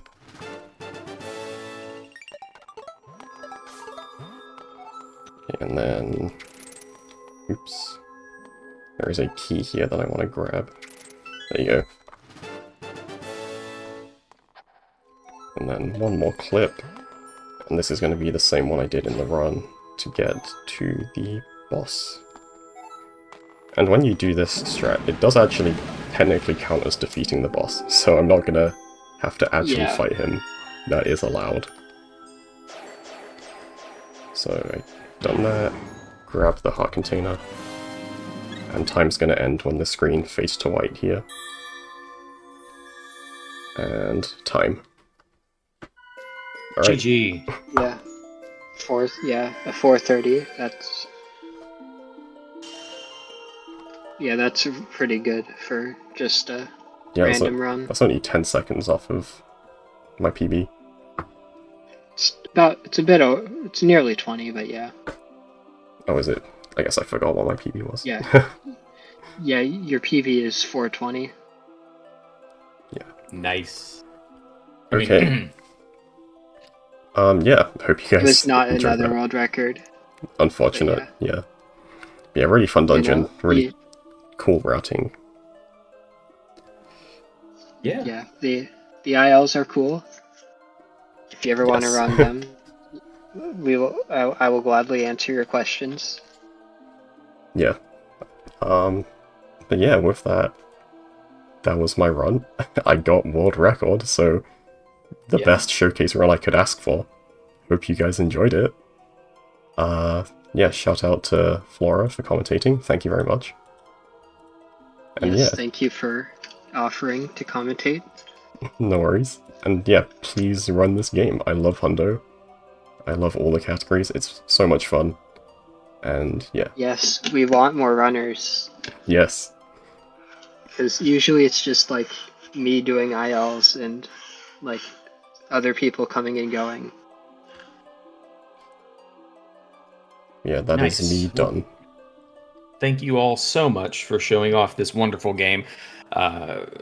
Link Between Worlds rules. It's one of my favorite Zelda games. I'm a sicko for 2D handheld Zelda, and this is one of the best ones. Congratulations again on the world record. Thank you all so much. That is my time here. Thank you to Variety for letting me host once again. It's been a ton of fun. Don't forget, we still have the 3 times donation matching going. We have $137 left on that, I believe. So every dollar for the next $137 that gets donated is actually $3. And you can put that towards our 2 bid wars we have opened up. We have in Wind Waker, Save or Kill the Grandma.